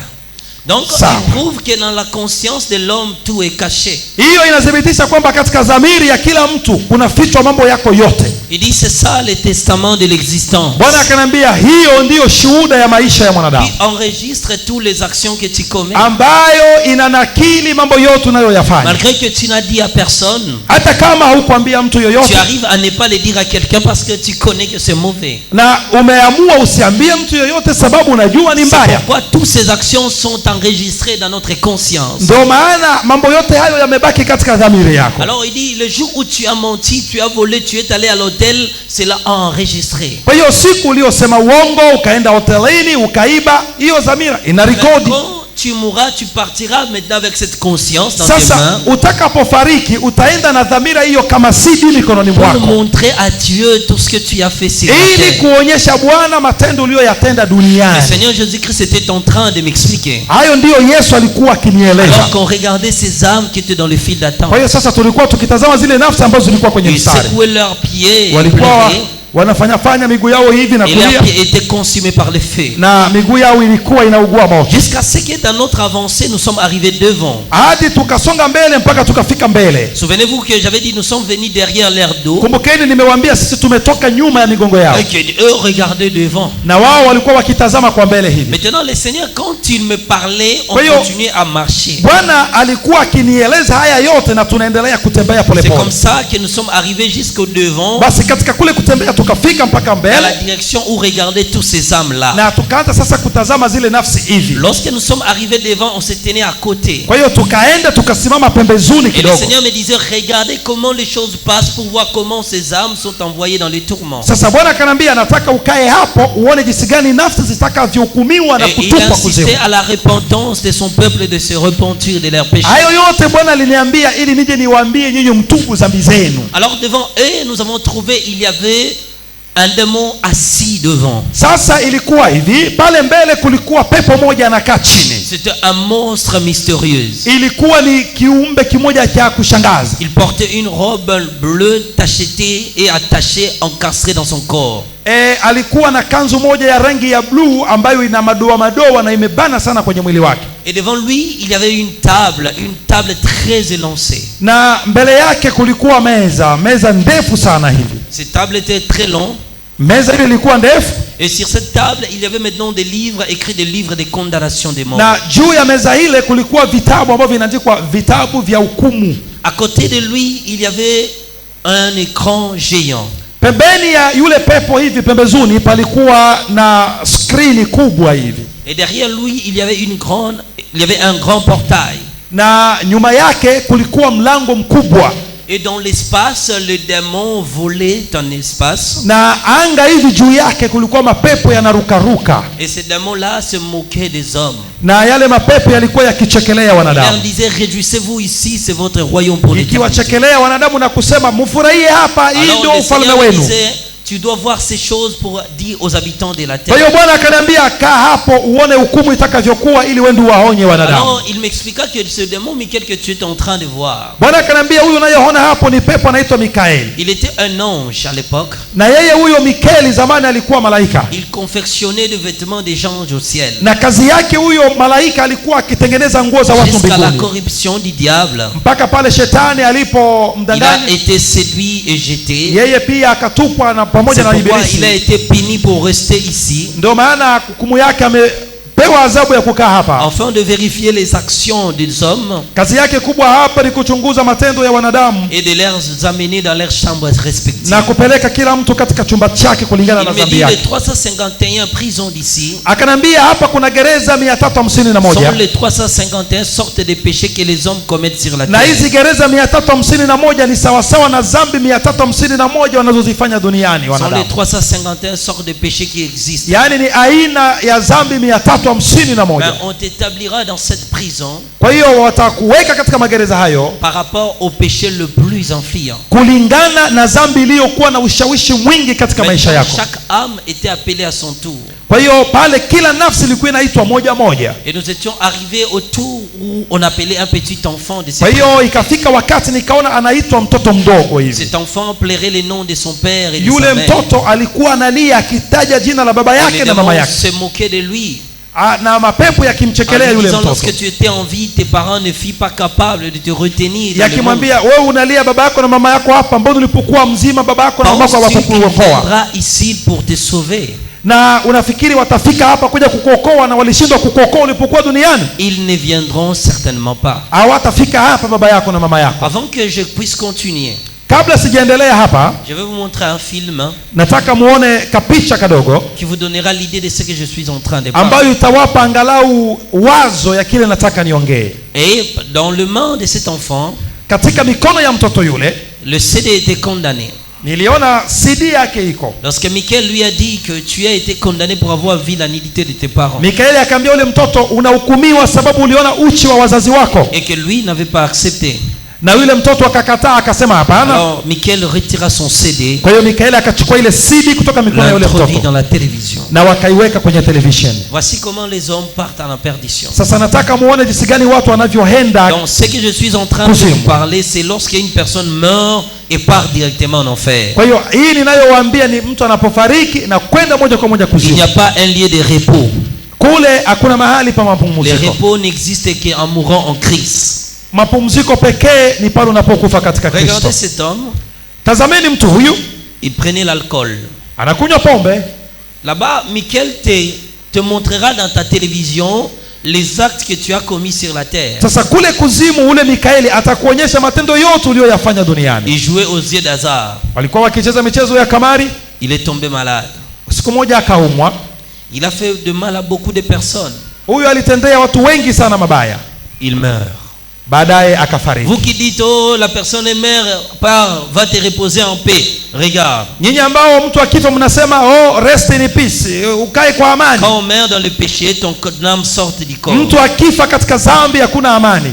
Et quand il sort, nafsi yako inatoka katika mwili. Tu commences à regarder ton corps, les gens sont en train de te plairer. Na nafsi yako ikitoka katika mwili unaanza kuona mwili wako pale. Les démons là qui captivent les âmes viendront te prendre. Na unapotoka tu mapepo yanakuja yanakubeba. Le lieu que je suis en train de vous expliquer c'était ici. Pale ambapo nimeanza kueleza ambapo wanakaa kwenye mstari ndio kama hapa. Là où les âmes étaient dans les rangées comme ça. Pale ambapo nafsi ziko kwenye mstari kama hivi hapa. Des milliers des âmes, c'était ça ce que je suis en train de mamilioni ya nafsi ilikuwa inapangwa kwenye mstari. Cette film vous permet d'avoir l'idée dans ce que je suis en train de dire. Filamu hii nimeweka ili angalau wazo ya kile ninachoongea. Vous voyez comme je vous expliquais cet endroit. Mnaona kama nilivyowaeleza eneo lile. dont de milliers de âmes venues dans le monde entier, blanc, noir, rouge, jaune, toutes les mamilioni populations ya nafsi mondiales. kutoka dunia mzima, wazungu, weusi, watu wa njano, watu wekundu, wote. Tous ces âmes sont comme ça. Nafsi zote pale ziko kama hivi. Dans ce film, c'est un peu bien. Katika filamu hii angalau ni nzuri kidogo. Mais là-bas, vous voyez le filmé dont les pieds sont consumés dans le feu. Sasa hii haionyeshi kabisa kabisa uasilia wenyewe. Des asticots sortent du corps. Sababu kule hata minyoo inatoka, funza wanatoka, miguu inaungua. Les choses se passent comme ça. Mambo yanatendeka kama hivi. Ils vous prennent. Wanakushika. Comme je vous ai dit, des milliers d'âmes sont là. Kama nilivyowaambia tu ni mamilioni ya nafsi pale. Alors maintenant on va vous montrer ce que j'étais en train d'expliquer Michael. Sasa nataka niwaonyeshe kile nilichokuwa nikiwaambia kuhusu ule pepo anaitwa Mikeli. Tous ces gens-là s'étonnent, ils disent nous sommes où? Hawa watu wote hapa wanashangaa, wanajiuliza tuko wapi? Parce que c'était un endroit inconnu pour eux. Sababu ni mahali ambapo hakuna mtu anapajua. Dans l'existence, ils n'ont pas vu des choses pareilles. Katika maisha yetu ya kawaida hakuna mtu aliona mambo kama haya. Nous sommes où? Wanajiuliza tuko wapi? Ils se souviennent qu'ils étaient mariés, ils avaient de l'argent, ils avaient des maisons, mais tout est resté sur la terre. Wanachokumbuka hapa ni kwamba walikuwa wameoa, walikuwa na watoto na nyumba, walikuwa na mali nyingi, Les lakini démons sont là zimebaki en train duniani. de bousculer les âmes. Mapepo yako pale, ukileta mzaya na kupiga. Voilà les démons Michael que je vous donnais l'exemple. Lui Sasa. aussi stipifie. Donne l'exemple de ce Michael. Mfano sasa wa ule pepo Mikeli ambao nimewapa mfano wake. Il Ndio dit à cet kama huyo. homme tout le péché qu'il a fait. Il montre dans l'écran que je vous parle. Anaonyesha yule mtu makosa aliyoyafanya kwenye screen. Hapa ni kuzimu sasa. Dans cet écran, on te rappelle ta vie secrète que tu avais fait dans le monde. Katika screen hii wanakukumbusha maisha yako ya siri uliyoyaisha duniani. Il voit sa vie avec les femmes. Yeye mwenyewe anaona maisha yake na wanawake. Il voit le jeu d'hasard. Anaona gisa alivyocheza michezo ya kamari. On lui montre tout. Wanamuonyesha yote. Il pleure. Analia. C'est fini. Inaisha. Alors Michael recommande la Kwa condamnation. hiyo Mikaeli anasema huyu mumhukumu. On va le amener au lieu des tourments. Wanampeleka mahali pa taabu. Les démons là sont sans pitié. Wale mapepo pale hawana huruma. Ils prennent les hommes. Wanatesa watu na kuwashika vibaya. Ils le prennent. Wanawashika vibaya. Le jettent dans le feu. Wanawatupa katika moto hivyo.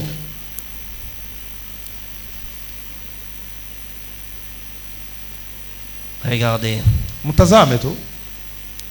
Les démons arrivent. Mapepo ambao hawana huruma. Malgré qu'il te fait comme ça, tu ne meurs pas. Lakini kumbuka hata wakukatekate hivyo hautafariki. Malgré qu'il te déchire, tu ne meurs pas. Hata wakuchane jinsi gani, kufa Il te ufi. coupe la tête, tu ne meurs pas. Kule wanakukata hata kichwa lakini ufi. Apocalypse 9, verset 6. Ufunuo 9 mstari wa 6. En ce jour, les gens chercheront la mort, ils ne les trouveront pas. Kwamba siku zile watu watatafuta kifo lakini hawatakiona. Malgré tout ça, tu ne meurs pas. Jalisha haya yote hautakufa ili utapata maumivu. La mort n'existe plus. Pale hakuna tena kifo.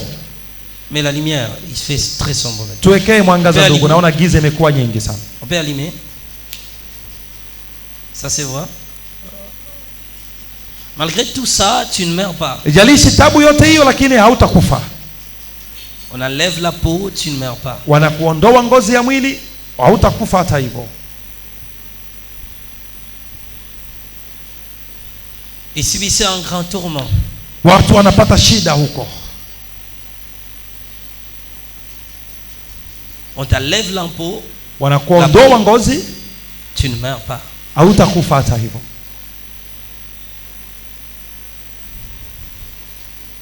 Acceptes-tu de mourir au péché? Je, unakubali na wewe ufe katika dhambi? Regarde, même ces derniers temps de fuir. Angalia hawa wanajaribu kukimbia. Là-bas, il n'y a pas d'endroit pour fuir. Pale hakuna mahali pa kukimbilia. On jette les gens dans les feux. Wanatupa watu katika moto hivyo. Ils sont calcinés. Wanaugua na kugeuka kama mkaa. Ils demandent la mort. Wanaomba kifo kiko wapi? Ils ne meurent pas. Lakini hawafi. Ils ne peuvent plus mourir. Hawawezi kufa tena. Ils ne peuvent plus. Hawawezi kufa tena. C'est fini. Imeisha kwao. Les conditions de tout pécheur. Hii ndiyo hali ya mtenda dhambi yoyote. C'est cet endroit. Na mwisho wake, mahali pake pa mwisho ni hapa. Ils cherchent l'abri, mais il n'y a pas d'abri. Wanatafuta mahali pa kukimbilia lakini hakuna. Voilà, retournons maintenant au témoignage. Kwa hiyo turudi basi katika ushuhuda. Alors comme je vous ai parlé lorsqu'on était arrivé là, Kwa hiyo tulipofika pale, Le démon Michael fait maintenant appel à cet enfant, Pepo ule Mikaeli akaita yule mtoto, en lui rappelant les actes qu'il avait fait sur la terre, avoir vu la nudité de sa mère. akaambia yule mtoto kwa nini anahukumiwa kwa kuona utupu wa wazazi wake. Maintenant lui niait tout catégoriquement tout ce qui était écrit là. Yule mtoto akakataa, akasema hapana, mimi sijaona uchi wa wazazi wangu. Ne voulait pas croire qu'il était fautif. Na hakukubali kabisa kama yeye anakosa. Alors le démon Michael prit le CD dans ses mains. Sasa nikaona ule pepo Mikaeli anachukua CD ndani ya mkono wa yule mtoto, akaingiza CD ndani ya television. Maintenant lorsque le CD était introduit à la télévision, sasa ile CD ilipoingizwa ndani ya television, qu'est-ce qui était affiché? Nini kilionekana kwenye television? Cet enfant lorsqu'il était sur la terre. Niliona ule mtoto alipokuwa duniani. Nous étions à côté et on observait avec le Seigneur. Sisi tulikuwa pembezoni tu, mimi na Yesu, na tunatazama wanavyohukumu. Donc lorsque cet enfant était sur la terre, ule mtoto alipokuwa duniani, il regardait la télévision. Alikuwa anatazama televisheni. Le téléphone de sa maman était sur la table. Na simu ya mama yake ilikuwa kwenye meza. Sa mère prenait le bain dans le douche. Mama yake alikuwa kwenye bafu anaoga. Lorsque le téléphone sonna, kwa hiyo simu ya mama yake ilipolia, l'enfant prit le téléphone et amena à sa maman. Mtoto akachukua simu akampelekea mama yake simu. Et il dit à sa maman que ton téléphone est en train de sonner. Akaambia mama, simu yako inaita.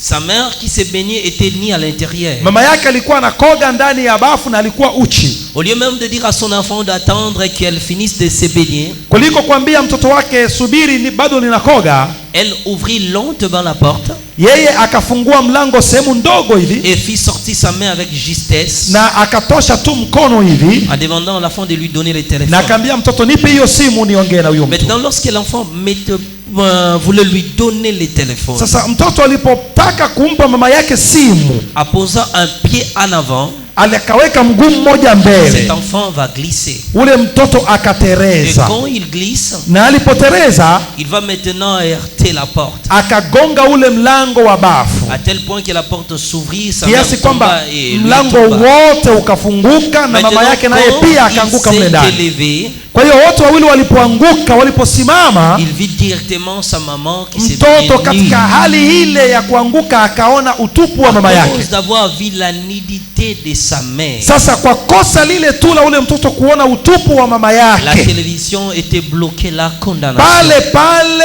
hukumu ikashuka, huyu mtoto lazima ahukumiwe. Pour avoir vu la nudité de sa maman que cet enfant était condamné. Na wakamwambia ndio maana umehukumiwa kwa kuona utupu wa mama yako mzazi. Alors cet enfant plairait de ne pas l'avoir fait en exprès. So mtoto akalia akasema, mimi sikufanya hayo kwa makusudi, sio kusudi langu, sikufanya hayo kwa matakwa yangu. Jésus Christ me dit ceci.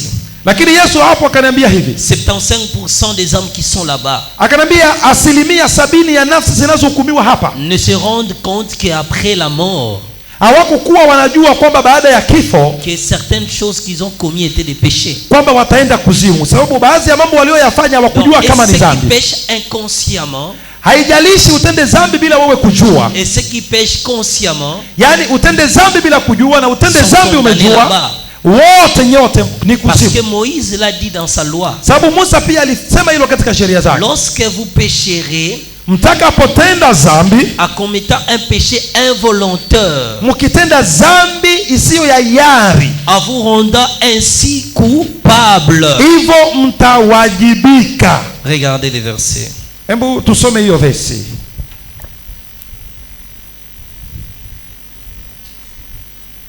Nous allons dans le livre de Lévitique.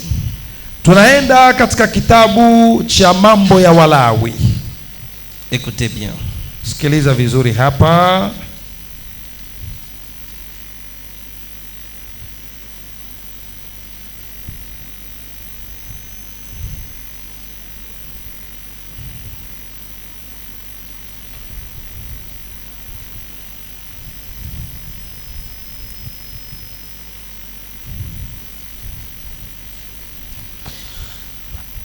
Lévitique chapitre 4 le verset 13.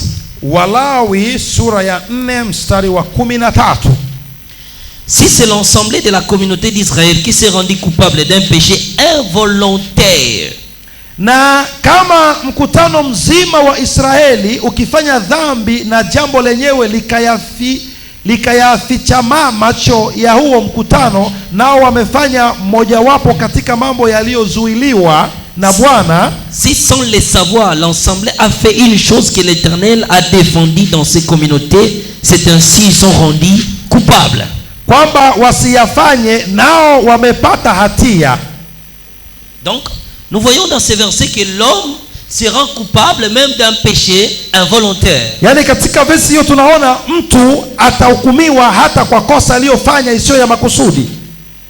Je vais vous donner l'exemple avant de continuer les témoignages. Nataka niwape mfano tu kabla sijaendelea na ushuhuda. Est-ce que tel que vous êtes là, vous connaissez toutes les lois ici de la Tanzanie? Je, gisi mlivyo hapa, kila mtu hapa anajua kila sheria ya Tanzania? Levez-vous, frère. Ndugu simama. Oui, lève-toi. Ndiyo, simama. Viens devant. Njoo hapa mbele. Est-ce que tu connais toutes les lois de votre pays? Unajua sheria zote za Tanzania?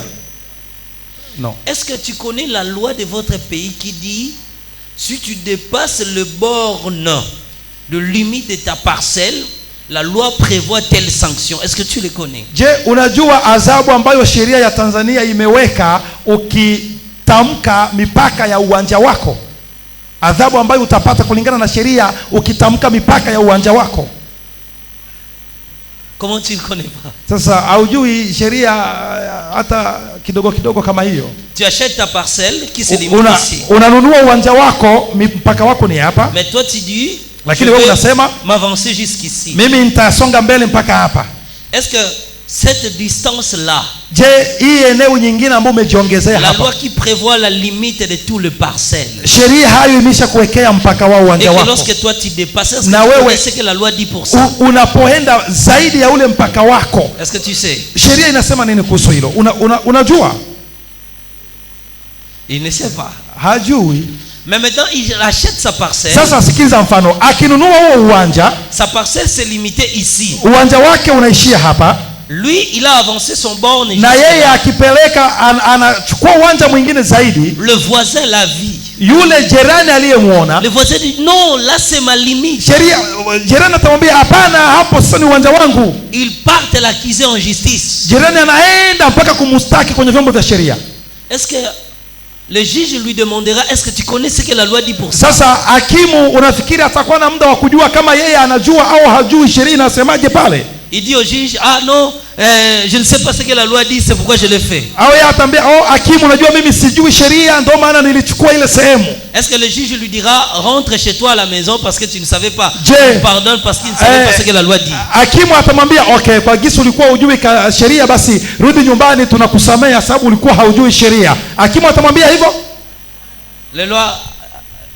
Les juges vont lui pardonner. Hakimu atamsamea? Non, parce que lui il dit il ne sait pas ce que la sababu loi dit. Yeye anasema kwamba hajui sheria inasemaje. Il dit il ne sait pas. Yeye anasema hajui. Hein? On doit lui pardonner, non? Watamsamea? Il sera quoi? Condamné, hein? Atahukumiwa, si hivyo? On appliquera la rigueur de la loi. Atahukumiwa kulingana na sheria hata kama hajui. Pourquoi? Parce que nul n'est censé ignorer la loi. Kwa nini? Kwa sababu kila mtu analazimishwa kujua sheria. Voyez-vous? Mnaelewa? Pareil avec là-bas. Sasa hivyo pia ndivyo ilivyo katika sheria za Mungu. Même si tu dis je ne l'ai pas fait exprès parce que je ne sais pas. Ina maana hata useme mbele za Mungu sikufanya kwa makusudi, nilikuwa sijui. C'est là tu es condamné, la loi le dit encore. Haijalishi kutokujua kwako, utahukumiwa sababu sheria imelisema. Tu es condamné malgré que tu ne sais pas. Hata kama ujue utahukumiwa tu. Parce que Dieu ne peut pas faire d'autre chose. Sababu Mungu hawezi fanya kitu kingine tofauti na sheria. Transgresser la loi. Umevunja sheria. Ils ne peuvent s'abattre sur toi que la condamnation. Kinachobaki hapo ni hukumu tu basi. Écoutez bien aimé. Sikiliza ndugu. Nous sommes arrivés au Mali. Tulifika katika nchi ya Mali. Or, on était arrivé avec des visas volants.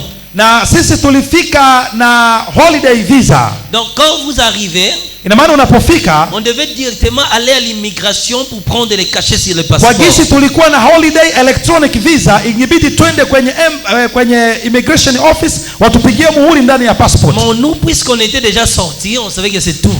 Kwa sasa sisi kwa kisi tulikuwa tumeshafika mahali tukasema haina haja ya kupigwa muhuri ndani ya passport. On est resté là-bas tous les jours qu'on devait faire. Kwa hiyo tukakaa mahali bila hata muhuri kwenye passport. On a prêché, on a fini notre travail. Tukahubiri, tukamaliza mahubiri yetu. Les jours on voulait retourner. Sasa siku tulitaka kurudi. Nous sommes allés à l'aéroport. Tukaenda kwenye airport. Moi et mon caméraman. Mimi na tulikuwa na huyo cameraman. Bon, là-bas on n'était pas avec le pasteur Stani. Pale hatukukuwa na mchungaji Stani. J'étais avec mon caméraman. Nilikuwa naenda na cameraman wangu. Parce que vous le voyez parler Swahili, il vient avec moi au Congo. C'est un vrai Mkongomani. Sababu msimsikiva anaongea Kiswahili, huyu ni Mkongomani mia tunatoka na yeye Kongo hata kama anaongea Kiswahili. Mkongomani ina. C'est congolais. Mkongomani hii. Huyu ni Mkongomani, hapana Mkongomani hii. OK. Donc nous étions avec notre frère caméraman Grady. Kwa hiyo walikuwa na Grady Mali.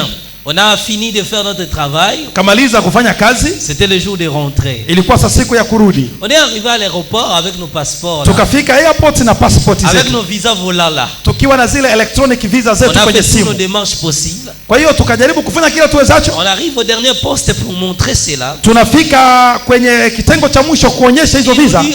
Vous ne pouvez pas voyager. Wakatuambia hamwezi safiri. D'abord vous avez vécu ici sans visa dans vos passeports. Kwanza mmekaa hapa kwetu bila visa katika passport zenu. J'ai dit on a des visas électroniques. Nikasema lakini tuna electronic visa kwenye simu. Wakasema hapana. Après votre entrée, baada ya nyinyi kuingia, vous devez aller à l'immigration après 2 jours. Ingebidi muende kwenye ofisi ya uhamiaji baada ya siku 2. On a dit on ne savait pas. Tukasema tulikuwa tujui. Ils nous ont sérieusement compliqué. Watu pale walituletea matatizo mazito. Jusqu'à l'intervention d'un policier. Mpaka mapolisi wakaja. On est retourné. Tukarudi. On a encore rentré. Tukarudi tena kule. Vécu encore là-bas quelques jours. Ikabidi tena tubaki mali siku nyingine zaidi. Parce que nous on avait dit on ne savait pas. Sababu sisi tulisema hatujui. La loi le dit, tu es condamné. Lakini sheria imeisha sema ujue usijue unahukumiwa. Donc c'est l'acte qui se passe là-bas. Sasa hivyo ndivyo inavyotendeka pia huko. Mais après la condamnation de cet enfant. Sasa baada ya hukumu ya mtoto yule. C'était maintenant le tour d'une femme. Nikaona mwanamke mwingine naye anakaribia. Cette femme avait dans son côté un bras zéro. Yule mwanamke pembezoni mwake alikuwa na kitu kama vile ile mnaweka mkao na wake kupiga, tunaita kwetu bambula, nyinyi mnaitaje? Ile kwa kupiga chakula, mama anaweka mkaa juu alafu anaweka jiko. Okay. Alikuwa na jiko pembezoni mwake. Alors il essayait de le repousser trop loin. Sasa yule mama alikuwa anajaribu kusukuma lile jiko hivi. Et cela restait attaché tout près de lui. Lakini ile jiko ilikuwa imembana kwenye mguu. Il réclamait la justice de Dieu. Na ile jiko ilikuwa inaongea inasema sheria itendeke. On a projeté le film de sa condamnation. Sasa walipoweka CD yake katika ile screen. Qu'est-ce qu'il avait condamné dans cet endroit? Kwa nini alihukumiwa yule mama? Quand il était sur la terre. Alipokuwa duniani, elle est allée utiliser le brasero d'autrui sans demander permission. Alienda kutumia jiko la mwenyewe bila kuomba ruhusa ya mwenye jiko. Donc elle était avec sa voisine au même parcelle. Ina maana alikuwa na jirani yake katika uwanja. Et ces derniers après avoir préparé le thé, ils sont partis à l'église. Na yule jirani yake baada ya kuandaa chai akaenda kanisani. Ils ont laissé le brasero allumé dehors. Kwa hiyo yule jirani akaacha jiko lina makaa nje. Elle revenait de prendre son bain. Yule mama yeye alikuwa anatoka kuoga. Elle dit à sa fille de prendre la nourriture et d'aller chauffer. Akaambia binti wake achukue mboga akachamsha kwenye ile jiko. Sa fille avait refusé. Binti wake akakataa. Mais elle-même prit la marmite. Yule mama mwenyewe sasa akachukua chungu partir déposer sur ce brasero. Na akaenda akaweka juu ya jiko lile. Pour avoir utilisé illégalement le bien d'autrui. Sasa kwa kitendo kile cha yule mama kutumia jiko la wengine bila kuomba ruhusa mwenye jiko. La télévision s'arrêta par la condamnation.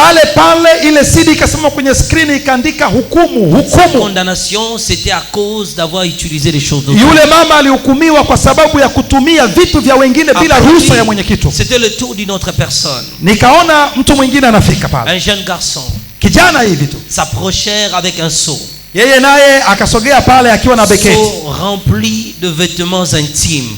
Caleçon tel que soutien. Mbegeti yake inajaa manguo ya ndani, chupi, funga maziwa, nini vitu vingi. Alors ces choses-là criaient la justice de Dieu. Vile vitu ndani ya mbegeti ile vilikuwa vinasema hukumu ifanyike, hukumu itendeke. On projeta l'image de sa condamnation. Sasa walipoweka CD ya kijana yule, quand il vivait sur la terre, niliona alipokuwa duniani, ils sont nés dans une famille de 4 personnes. Katika familia yao ni watu wanne. Ils étaient 2 hommes et 2 filles. Wanawake wawili, wavulana wawili. Lui allait à l'école les avant-midi. Yeye yule alikuwa anakwenda shuleni asubuhi. Le reste de ses frères et ses sœurs allèrent à l'école les après-midi. Na ndugu zake wengine walikuwa wanaenda shuleni jioni. Papa tel que maman allait au travail. Baba na mama walikuwa wanaenda kazini. Ce qui faisait que lui était le premier à rentrer à la maison. Ambayo yani yeye alikuwa anabaki nyumbani mwenyewe. Or son père et sa mère, na huku baba yake na mama yake, ayant l'habitude de laver leurs caleçons et soutiens, walikuwa na tabia ya kufua chupi zao na vifunga maziwa vyao, l'exposèrent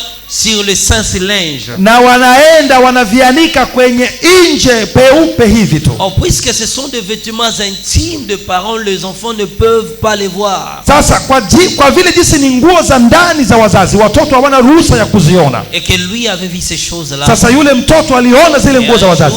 Il devait pleuvoir. Sasa siku moja mvua ikanyesha. Et lui s'est reposé. Na yule mtoto alikuwa pale nyumbani. Quand il se réveilla, il remarqua qu'il pleuvait. Alipoamka akasema, mvua inataka nyesha. Il est allé directement. Kwa hiyo akaenda haraka na kuanua zile nguo za siri za wazazi wake. Et commença à pêcher ses caleçons. Kwa hiyo akaanza kuzitoa zile chupi za baba yake na mama yake. Au moment où il le pêchait, sasa wakati anazitoa kwenye kamba, la télévision s'arrêta, condamnation. Pale ile television ikasimama ikaandika hukumu. Ce qui est intime aux parents n'est pas permis aux enfants. Ikasema kwamba nguo za ndani za wazazi watoto wapashe kuziona. Après lui, baada ya yule kijana, fit le tour d'une femme. Nikaona mwanamke mwingine. Cette femme avait des sexes des hommes attachés sur son corps. Yule mwanamke niliona ana jinsia za wanaume zinabandikwa kwenye mwili wake. Et ces sexes-là criaient la justice de Dieu. Na zile maumbile ya wanaume yale yalikuwa yanasema haki itendeke, haki itendeke. Donc il y avait des sexes collés comme ça, 7. Sexes ziko mahali pote hivi. Donc il y avait au moins saba. Zilikuwa kama vile 7 hivi. Alors tous ces sexes-là criaient la justice de Dieu. Na zote zilikuwa zinasema haki itendeke, haki alors itendeke. je lui ai posé la question, pourquoi ces sexes étaient-ils attachés dans son corps? Kwa hiyo nikamuuliza kwa nini yule mama ana sexes za wanaume kwenye mwili wake? Elle a eu des rapports sexuels préconjugales. Bwana akasema yule alifanya kitendo cha ndoa kabla ya kuolewa. Et que personne ne peut faire les rapports sexuels avant le mariage. Na neno langu linakataza mwanamke yeyote kufanya kitendo cha ndoa kabla hajaolewa. Lui aimait les hommes. Yeye alikuwa anapenda wanaume. Il sortait avec les hommes. Na kutoka na wanaume. Or, la Bible dit ceci. Na huko Biblia inasema hivi. Celui qui s'attache à une prostituée devient avec lui un seul corps. Yule anayetembea na kahaba anakuwa yeye na kahaba huyo mwili mmoja. Il y a le mariage dans le voie passive. Kuna ndoa katika njia za mkato. Ce sont des mariages que Dieu a institués. Na kuna ndoa za njia halisi ambazo Mungu mwenyewe aliweka. Pour voir la nudité d'une autre personne. Na katika ndoa hiyo ili uone utupu wa mtu mwingine. Avec une personne. Ili utembee na mwanamke mwingine. Assurez-vous que vous avez payé la dot. Lazima uwe na uhakika kwanza kama ulilipa mahari pour votre femme. Na baadaye ukagabiziwa yeye na kumchukua kama mke wake. Vous avez la légitimité sur sa nudité. Hapo sasa ndipo una haki kuona uchi wake. Mais lorsque vous allez faire les rapports sexuels avec une autre personne, lakini unapokwenda na kufanya tendo la ngono na mtu mwingine que tu n'as pas épousé, ambaye hukuoa, dès que tu t'accouples avec lui, unapofanya kile kitendo na yeye, le sang de la femme sort. Damu ya mwanamke inatoka. Vous traitez directement l'alliance. Moja kwa moja mnafanya agano. Sa vie deviendra ta vie. Maisha yake yanakuwa maisha yako. Ses démons deviendront tes démons. Mapepo yake yanakuwa mapepo yako. C'est la raison que tu es marié mais tu rêves tes ex. Ndio maana umeshaolewa lakini bado unaota wapenzi wako wa zamani. Tu as traité l'alliance avec eux. Ni kwa sababu ulifanya agano na wao. Même si tu es marié aujourd'hui, hata kama umeolewa leo, Dieu te considère une femme remariée parce que tu as eu des rapports sexuels avant le mariage. Hata kama umeolewa leo, ila mbele za Mungu uko kama vile mwanamke umeolewa mara tena kwa sababu ulifanya kitendo cha ngono kabla hujaolewa. Et ne pense pas si tu as eu des rapports sexuels avant le mariage et que tu t'es marié, tous ces péchés-là sont pardonnés. Il faut se repentir, le mariage ne pardonne jamais les péchés. Na usifikiri kwamba eti sababu umeshaolewa kwa hiyo vitendo vyote vya ngono ulivyofanya kabla hujaolewa kwamba vimesamehewa. Hapana. lazima utubu kwanza. Ndoa haimaanishi dhambi kusamehewa. Lui était condamné. Huyo mama alihukumiwa pale.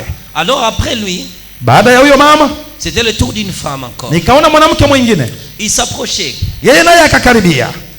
Je vous en prie, c'était le tour d'un homme.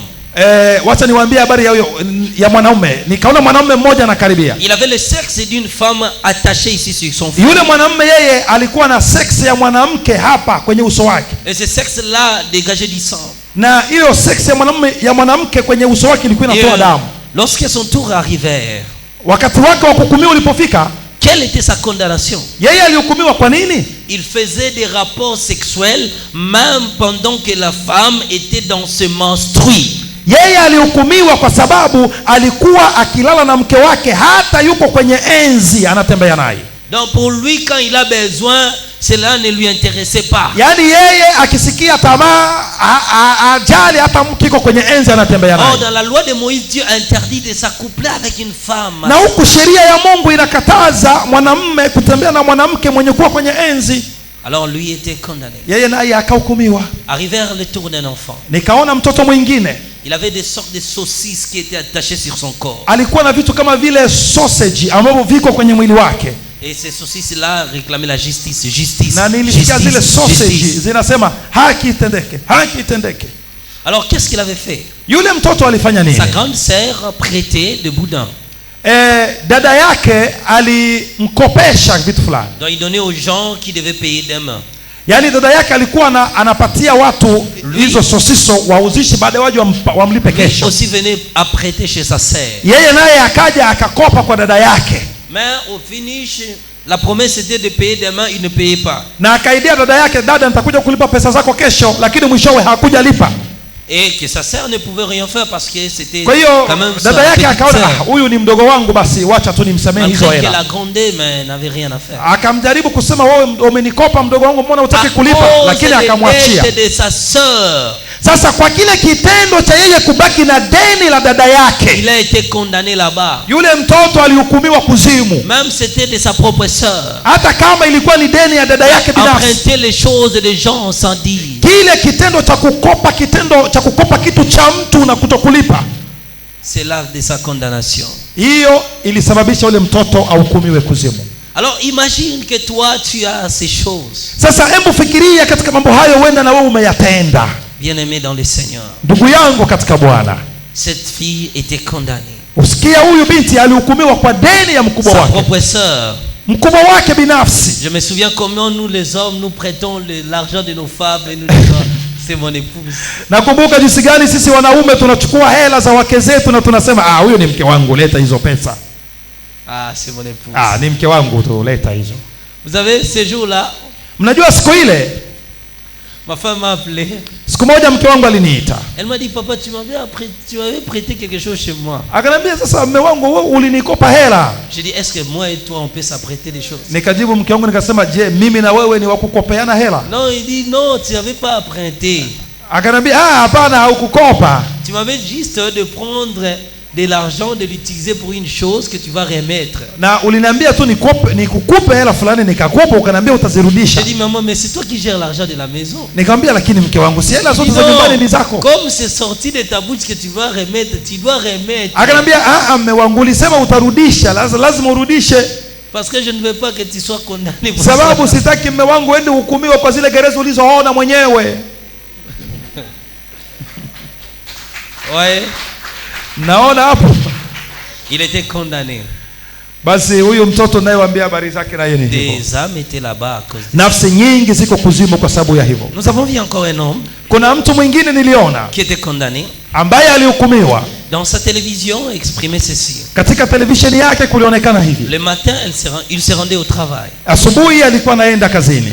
Un fil était tiré de sa chemise. Na kwenye nguo yake kwenye shati kulikuwa kama kauzi. Sa femme le remarqua. Mke wake akaona ako kauzi kwenye shati. Et dit à son mari. Akamwambia mume wake. Son mari essaya de le tirer. Kwa hiyo mume wake akajaribu kukata kale kauzi. Mais c'était collé sans lakini kalikuwa kagumu kidogo. Il remarqua dans le fenêtre de son voisin. Akaona kwenye dirisha la jirani. Il y avait une lame de rasoir. Kuna wembe pale. Ils le prirent. Kwa hiyo akachukua ule wembe wa jirani. Il coupa cela. akakata kale kauzi kwenye Le shati. fait d'utiliser les choses d'autrui sans permission. Sasa kile kitendo cha yeye kutumia wembe wa mtu mwingine bila ruhusa wa mwenye wembe ule, Il a été condamné. ikaandika hukumu, lazima Je hukumiwe. vis encore un homme qui était condamné là-bas.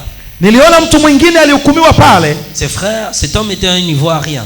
Yule mtu alikuwa mtu wa Ivory Coast. Il voulait aller à l'église. Alikuwa anataka kwenda kanisani. Il n'avait pas trouvé du savon pour se laver. Hakupata sabuni ya kukoga. Il se dirigea dans la chambre de son frère. Kwa hiyo akaenda katika chumba cha ndugu yake. Il prit son savon Akachukua sabuni yake et il partit se laver avec. na akaenda kuoga na sabuni ya ndugu yake. Le fait de prendre et ne pas demander. Kile kitendo cha kuchukua sabuni ya watu bila kuomba mwenye sabuni, Il a été condamné là-bas. kwake pale kuzimu hukumu akahukumiwa.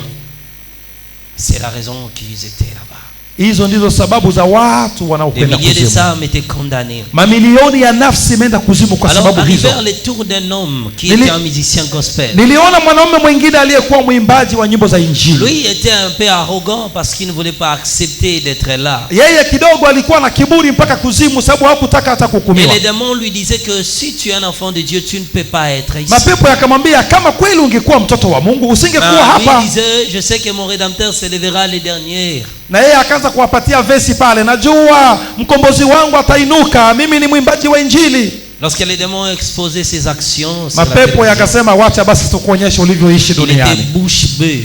Walipoonyesha matendo yake ya duniani, mwenyewe alifunga kinywa Ne savait quoi dire. mpaka akashindwa kuongea. Alors le démon Michael se leva de son siège. Sababu sasa ule Mikaeli akasimama kwenye kiti chake, Il dit, suite à ta résistance, akasema kwa jinsi umekuja hapa na kiburi, il recommanda, parce qu'à côté il y avait un conteneur rempli de lézards sababu sauvages. pembeni hivi kulikuwa konteni imejaa vidudu vibaya sana. Ils partirent, Kwa hiyo ouvrit ce conteneur, akatoa oda ile kontena et ifunguliwe les lézards sauvages sortirent. na kutoa wale wadudu wamshike yule Ils bwana commencèrent à les piquer. na kuanza kumuumiza na kumuuma, Et la morsure qui causait ces animaux, na kuhuma kwa vidudu vile c'était insupportable. ilikuwa na uumivu makali sana. On ne pouvait plus voir une personne Tusingeona tena mtu parce qu'il était couvert de ces lézards. sababu tuliona amefunikwa yote na C'est à vidudu ce vile. moment-là que le démon Michael ordonna qu'on lui jette dans le feu de l'enfer. Ndiposa tena ule Mikaeli akatoa shurti wamtupe katika Ils moto, partirent avec lui. wakaenda na yeye. Et le Seigneur me dit, en ce moment, suivons-les parce que à travers eux, tu vas voir l'enfer. Ndiposa Bwana akaniambia, na yule mwimbaji unayemfahamu, twende tumfuate umuone, kwake yule utaona mengi. Nous les avons suivis. Tukamfuata. Lorsque nous fûmes derrière Michael, Tulipokuwa nyuma ya ule Mikaeli, il y avait un grand portail kulikuwa mlango mkubwa, et qui portait 12 descriptions. na ule mlango ulikuwa na maandishi 12. Et on a commencé à regarder. Na tukaanza kutazama Dans toutes les phrases qui étaient écrites ici, le Oui. portail misemo yote iliyokuwa imeandikwa juu ya mlango ule. était mentionné. Ilikuwa imeandikwa Royaume de tous ceux qui ont rejeté le Seigneur Jésus-Christ dans leur vie. ufalme wa wale waliomtupa Bwana Yesu Kristo katika maisha yao. Prison de ceux qui n'ont pas voulu accepter Jésus-Christ comme leur Seigneur et Sauveur. Hukumu ya wale waliokataa kumkubali Yesu kama Bwana na Mwokozi wao. Lieu de condamnation réservé pour tous ceux qui pêchent et qui ne suivent pas la direction de Dieu. Mahali pa hukumu kwa wote wanaofanya dhambi na wasiofuata kanuni za Mungu. Prison de méchants et de tous ceux qui croient à des religions et qui n'acceptent pas Jésus-Christ. Gereza la wahovu na wote wanaokubali dini mbaya na wasiokubali Yesu Kristo. C'est ici le lieu réservé pour tous les pécheurs. Hapa ndipo mahali pa watenda dhambi wote, La demeure éternelle. mahali pao pa kuishi milele. Mort éternelle réservée à tous les âmes qui se sont rebellés avec Dieu. Mahali pa kuishi pa nafsi zote ambazo zilipingana na Mungu. Lieu de jugement et de la colère divine. Mahali pa hukumu na hasira ya kiungu. C'était toutes ces descriptions écrites Kwa hiyo niliona maandishi hayo yameandikwa mengi mbele ya mlango ule. au-dessus de ce portail. Kwenye ule mlango On pale regardait la porte. tulikuwa tukitazama mlango Le hivi, Seigneur me dit, c'est ici que nous devons entrer. na Bwana akaniambia tutaingia hapa. Tu verras des choses horribles. Utaona humo ndani mambo ya Mais je ajabu. veux que le monde soit au courant de cela. Nataka dunia ifahamu Il faut yanayotendeka hapa. avertir les habitants de la terre. Wewe ndio ukawaonye wanadamu En duniani. effet, cette portail était abîmée. Mlango huu ulikuwa na hali ya kiajabu, Et le feu sortait dans des trous parce que la porte était perforée. na ulikuwa na matundu matundu, na moto ulikuwa unatoka kwenye zile Et je tundu, sentais qu'il y avait une forte chaleur à l'intérieur. na mle ndani kulikuwa kunatoka joto kali. Qu'on ne peut pas même se tenir devant ce portail à Kiasi 500 kwamba 000 mètres. huwezi kusimama kwenye mlango ule kwenye umbali wa kilomita 50,000 kwa Chaleur joto. intense Palikuwa joto kali sana et insupportable. ambalo huwezi vumilia, La porte s'ouvrit. lakini hata hivyo mlango ukafunguka, Et quand cette portail na s'ouvrit, mlango ule ulipofunguka, le feu sortit de l'intérieur. moto ule uliotoka ndani ya mlango Le ule, feu qui dépasse le volcan, même le grand volcan du monde. moto mkali kuliko hata volkano zote Ce za dunia. feu-là nous enveloppait. Moto ule ukaja mpaka ukatuzunguka, C'était comme ça le feu partout. yaani ilikuwa kama hivi, moto kila mahali. Et le Seigneur me dit, Na Bwana akaniambia c'est là que nous devons entrer tutaenda hapo mimi na pour wewe, voir ce qui se passe à l'intérieur ili uone yanayotendeka et ndani, avertir les habitants de na la terre. uende ukawaonye Je wanadamu. criais, je dis, Seigneur, Nikalalamika nikasema, nous Bwana, sommes consumés, nous serons brûlés. tutaungua na huo moto. Non, Seigneur, pas Bwana, ici. Bwana, mimi sitaenda Il huko. dit, je suis le feu de Bwana Bwana. akajibu akasema, mimi ndio moto ulao, Je te donnerai la force de passer dans cet na endroit. nitakupa nguvu, tutapita katika Parce mahali que hapa, lui est le feu kwa dévorant. sababu yeye ni moto Le ulao, feu de l'enfer ne pourront rien contre nous. na moto wa kuzimu hauwezi Parce lolote juu qu'il yetu, est le feu dévorant. sababu yeye Bwana ndiye moto mkali. Dieu exerce son jugement dans le feu. Bwana anafanya hukumu yake katika moto. C'est pourquoi quand tu te lèves dans la prière pendant la nuit, Maana unapoamuka katika maombi, il faut rafiki yangu, invoquer le feu de Dieu. omba, ita moto wa Mungu, Ne te mens pas. ita moto wa Bwana. La Bible dit ceci, Biblia inasema que Dieu exerce le jugement par le feu. kwamba Bwana anatoa hukumu katika moto. Un sorcier vient t'attaquer la nuit. Chawi anapokuja kukuuzi Tu usiku, invoques le feu de Dieu. wewe ita moto wa Bwana Dieu déverse sur lui le feu. na unamimilia huo moto. Que le feu de Dieu consume tes ennemis. Bwana anasema moto wake na uunguzi adui Que le zako. feu de Dieu consume tous ceux qui te combattent. Moto wa Bwana na uunguzi watu wanaokupiganisha, Car il exerce le jugement par le feu. kwa sababu Bwana atatoa hukumu kwa moto. C'est un feu intense. Yeye ni moto. Que Dieu vous bénisse. Bwana awabariki.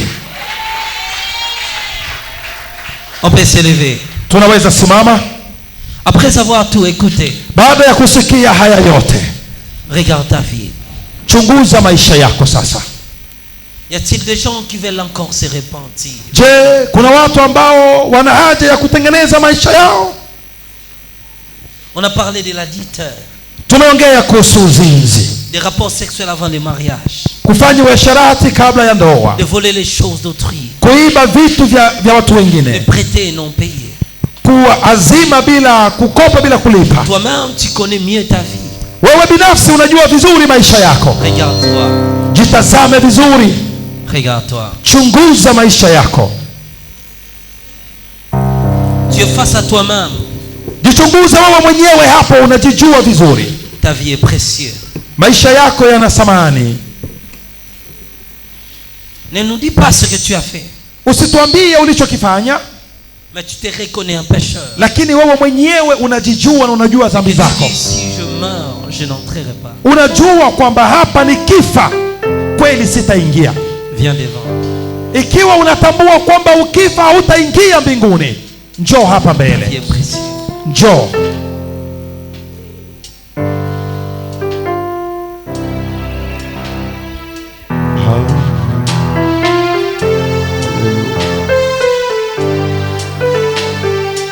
Hallelujah.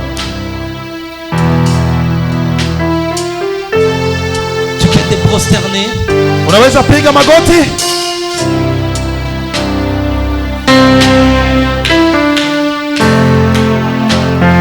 Lève tes mains.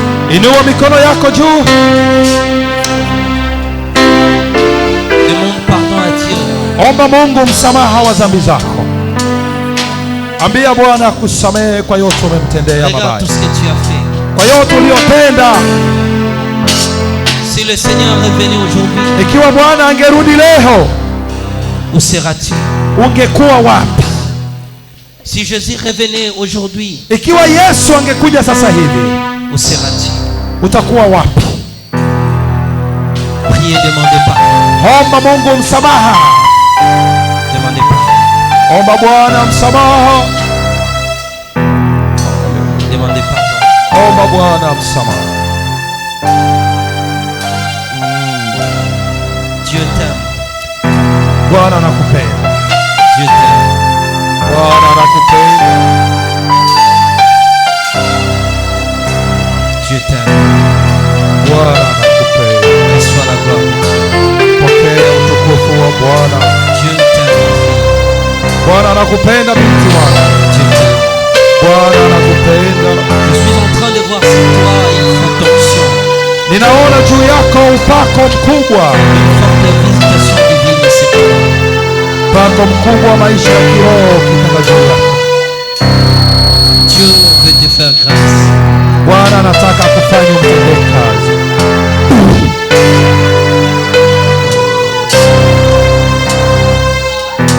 Reçois cela. Pokea hiyo. Reçois cela. Pokea. Continue à prier, demandez pardon à Dieu. Endelea kuomba Mungu msamaha. Omba Mungu msamaha. Il y a une vie abandonnée. Patia Yesu maisha yako. Il y a une vie abandonnée. Na uache maisha ya dhambi. Il y a une vie abandonnée. Na uache maisha maovu. Il y a une vie abandonnée. Acha maisha maovu. Il y a une vie abandonnée. Acha maisha maovu. Dieu te visite. Dieu te rencontre. Bwana kutane na wewe. Il y a une vie abandonnée. Na maisha maovu ya Il y a une kuacha. vie abandonnée. Maisha maovu ya kuacha. Il y a une vie abandonnée. Kuna maisha unayopaswa kuyaacha. Il y a des choses à délaisser. Kuna maisha uamue kuyaacha. Il y a une vie abandonnée. Kuna maisha lazima ukusudie kuyaacha. Il y a tellement de choses à délaisser. Kuna baadhi ya vitu vya Il y kuacha a katika tellement de maisha choses yako. à se séparer avec. Vitu vya kutengana navyo katika maisha Il y a yako. tellement de choses qu'il faut dire non. Sababu kuna vitu utavifanya na Il y vitakupeleka a tellement pabaya. de choses qu'il faut laisser. Vitu ambavyo unapaswa Il y utengane a des navyo. décisions à prendre. Mambo ambayo yatakupeleka Il y a des pabaya. décisions à prendre dans la vie. Na lazima uchukue maamuzi leo. Bien-aimé dans le Seigneur, Ndugu yangu katika Bwana, il y a des décisions à prendre. lazima uchukue maamuzi Il y a uamue. tellement de décisions à prendre. Kuna maamuzi ya kuchukua. C'est à toi de prendre une bonne décision. Ni wewe utachukua maamuzi mazuri. C'est à toi de prendre une bonne décision. Ni wewe utachukua maamuzi mazuri. Il y a tellement de choses à laisser encore. Kuna baadhi ya mambo lazima uyaache. Écoutez-moi. Nisikilize.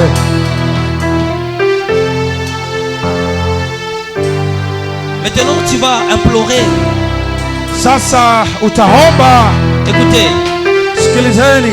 il y a certaines choses que les gens font, Kuna baadhi ya mambo ambayo watu wanafanya sont poussés par un esprit derrière.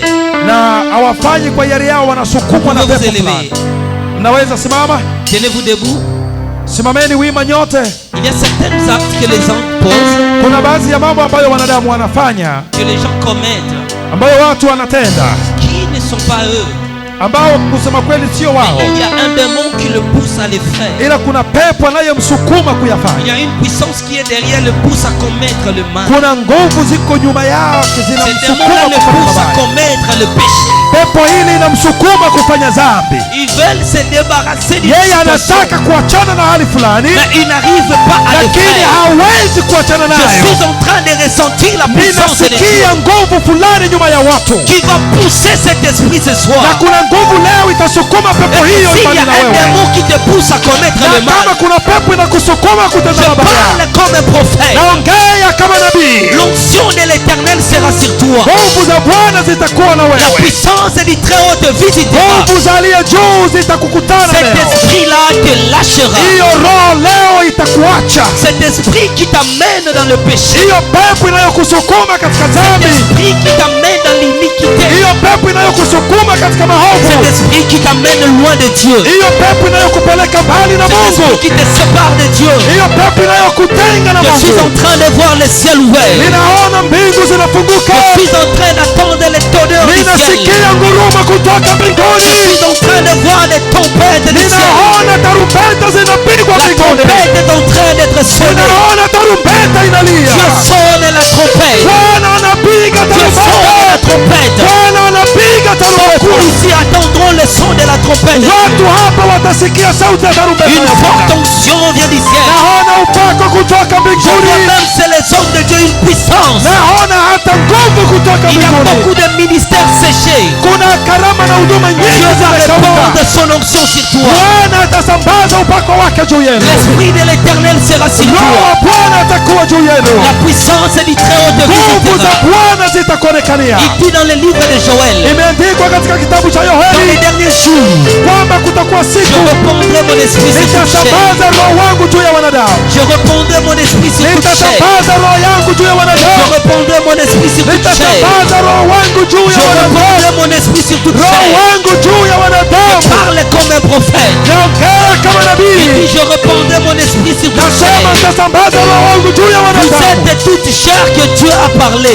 Nyinyi ndio watu ambao Bwana Vous alisema. êtes de toute chair que la promesse a été donnée. Nyinyi ndio ambao Bwana ameahidia. Car la promesse est pour vous et Kwa pour vos enfants. sababu ahadi ni yenu na watoto wenu.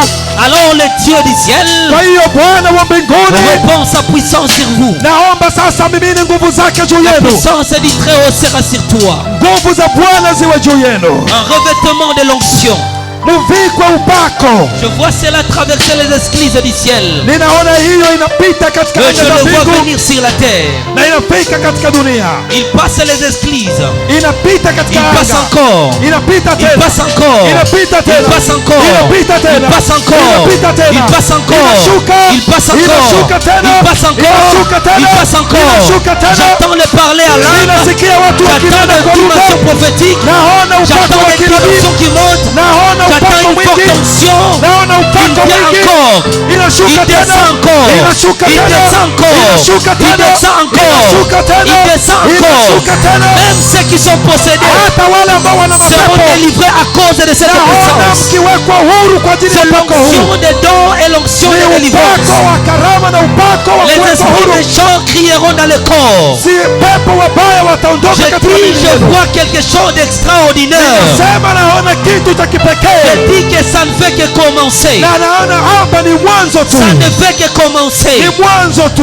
Je vois encore 4 personnes. Ninaona watu wanne. Je vois encore 4 personnes. Watu wanne. 1, Moja, 2, mbili, 3, tatu, 4. nne.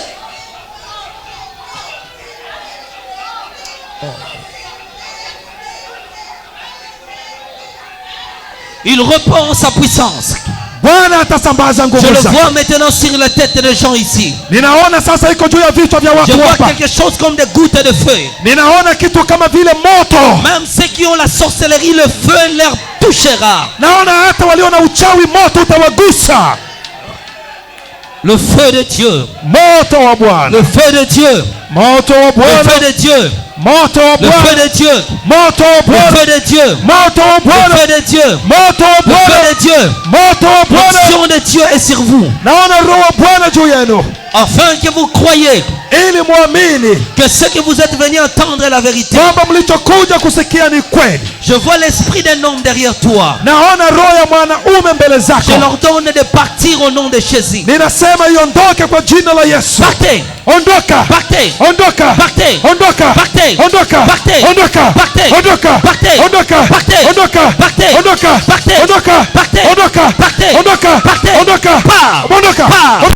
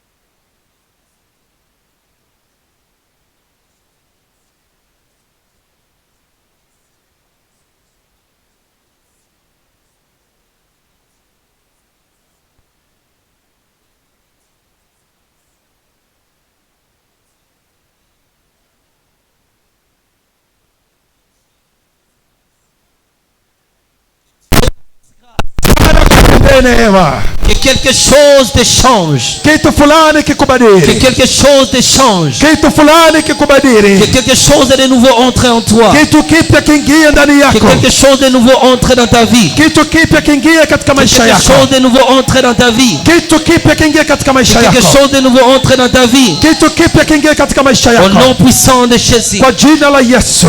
Que Dieu te libère de tout cet esprit qui te pousse dans le péché et dans le mal, qui te pousse dans l'iniquité. Au nom de Jésus. Amen. Amen. Vous pouvez couper votre direct. J'ai quelque chose à dire. Ndugu, ukupe mbashara. D'accord? C'est déjà coupé. Attendez, restez là. Msirudi, mbaki kwanza hapa kidogo. Là-bas, ok? Oui, c'est déjà coupé.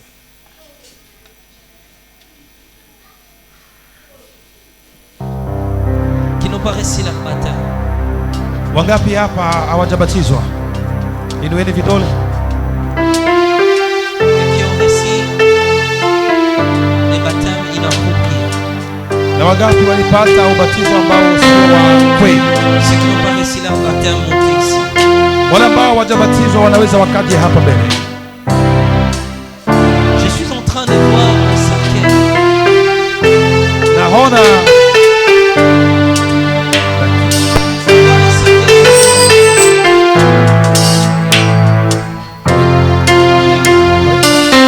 je vois un cercueil chez vous. ninaona jeneza kwako. Je suis en train de voir un cercueil. Ninaona kama jeneza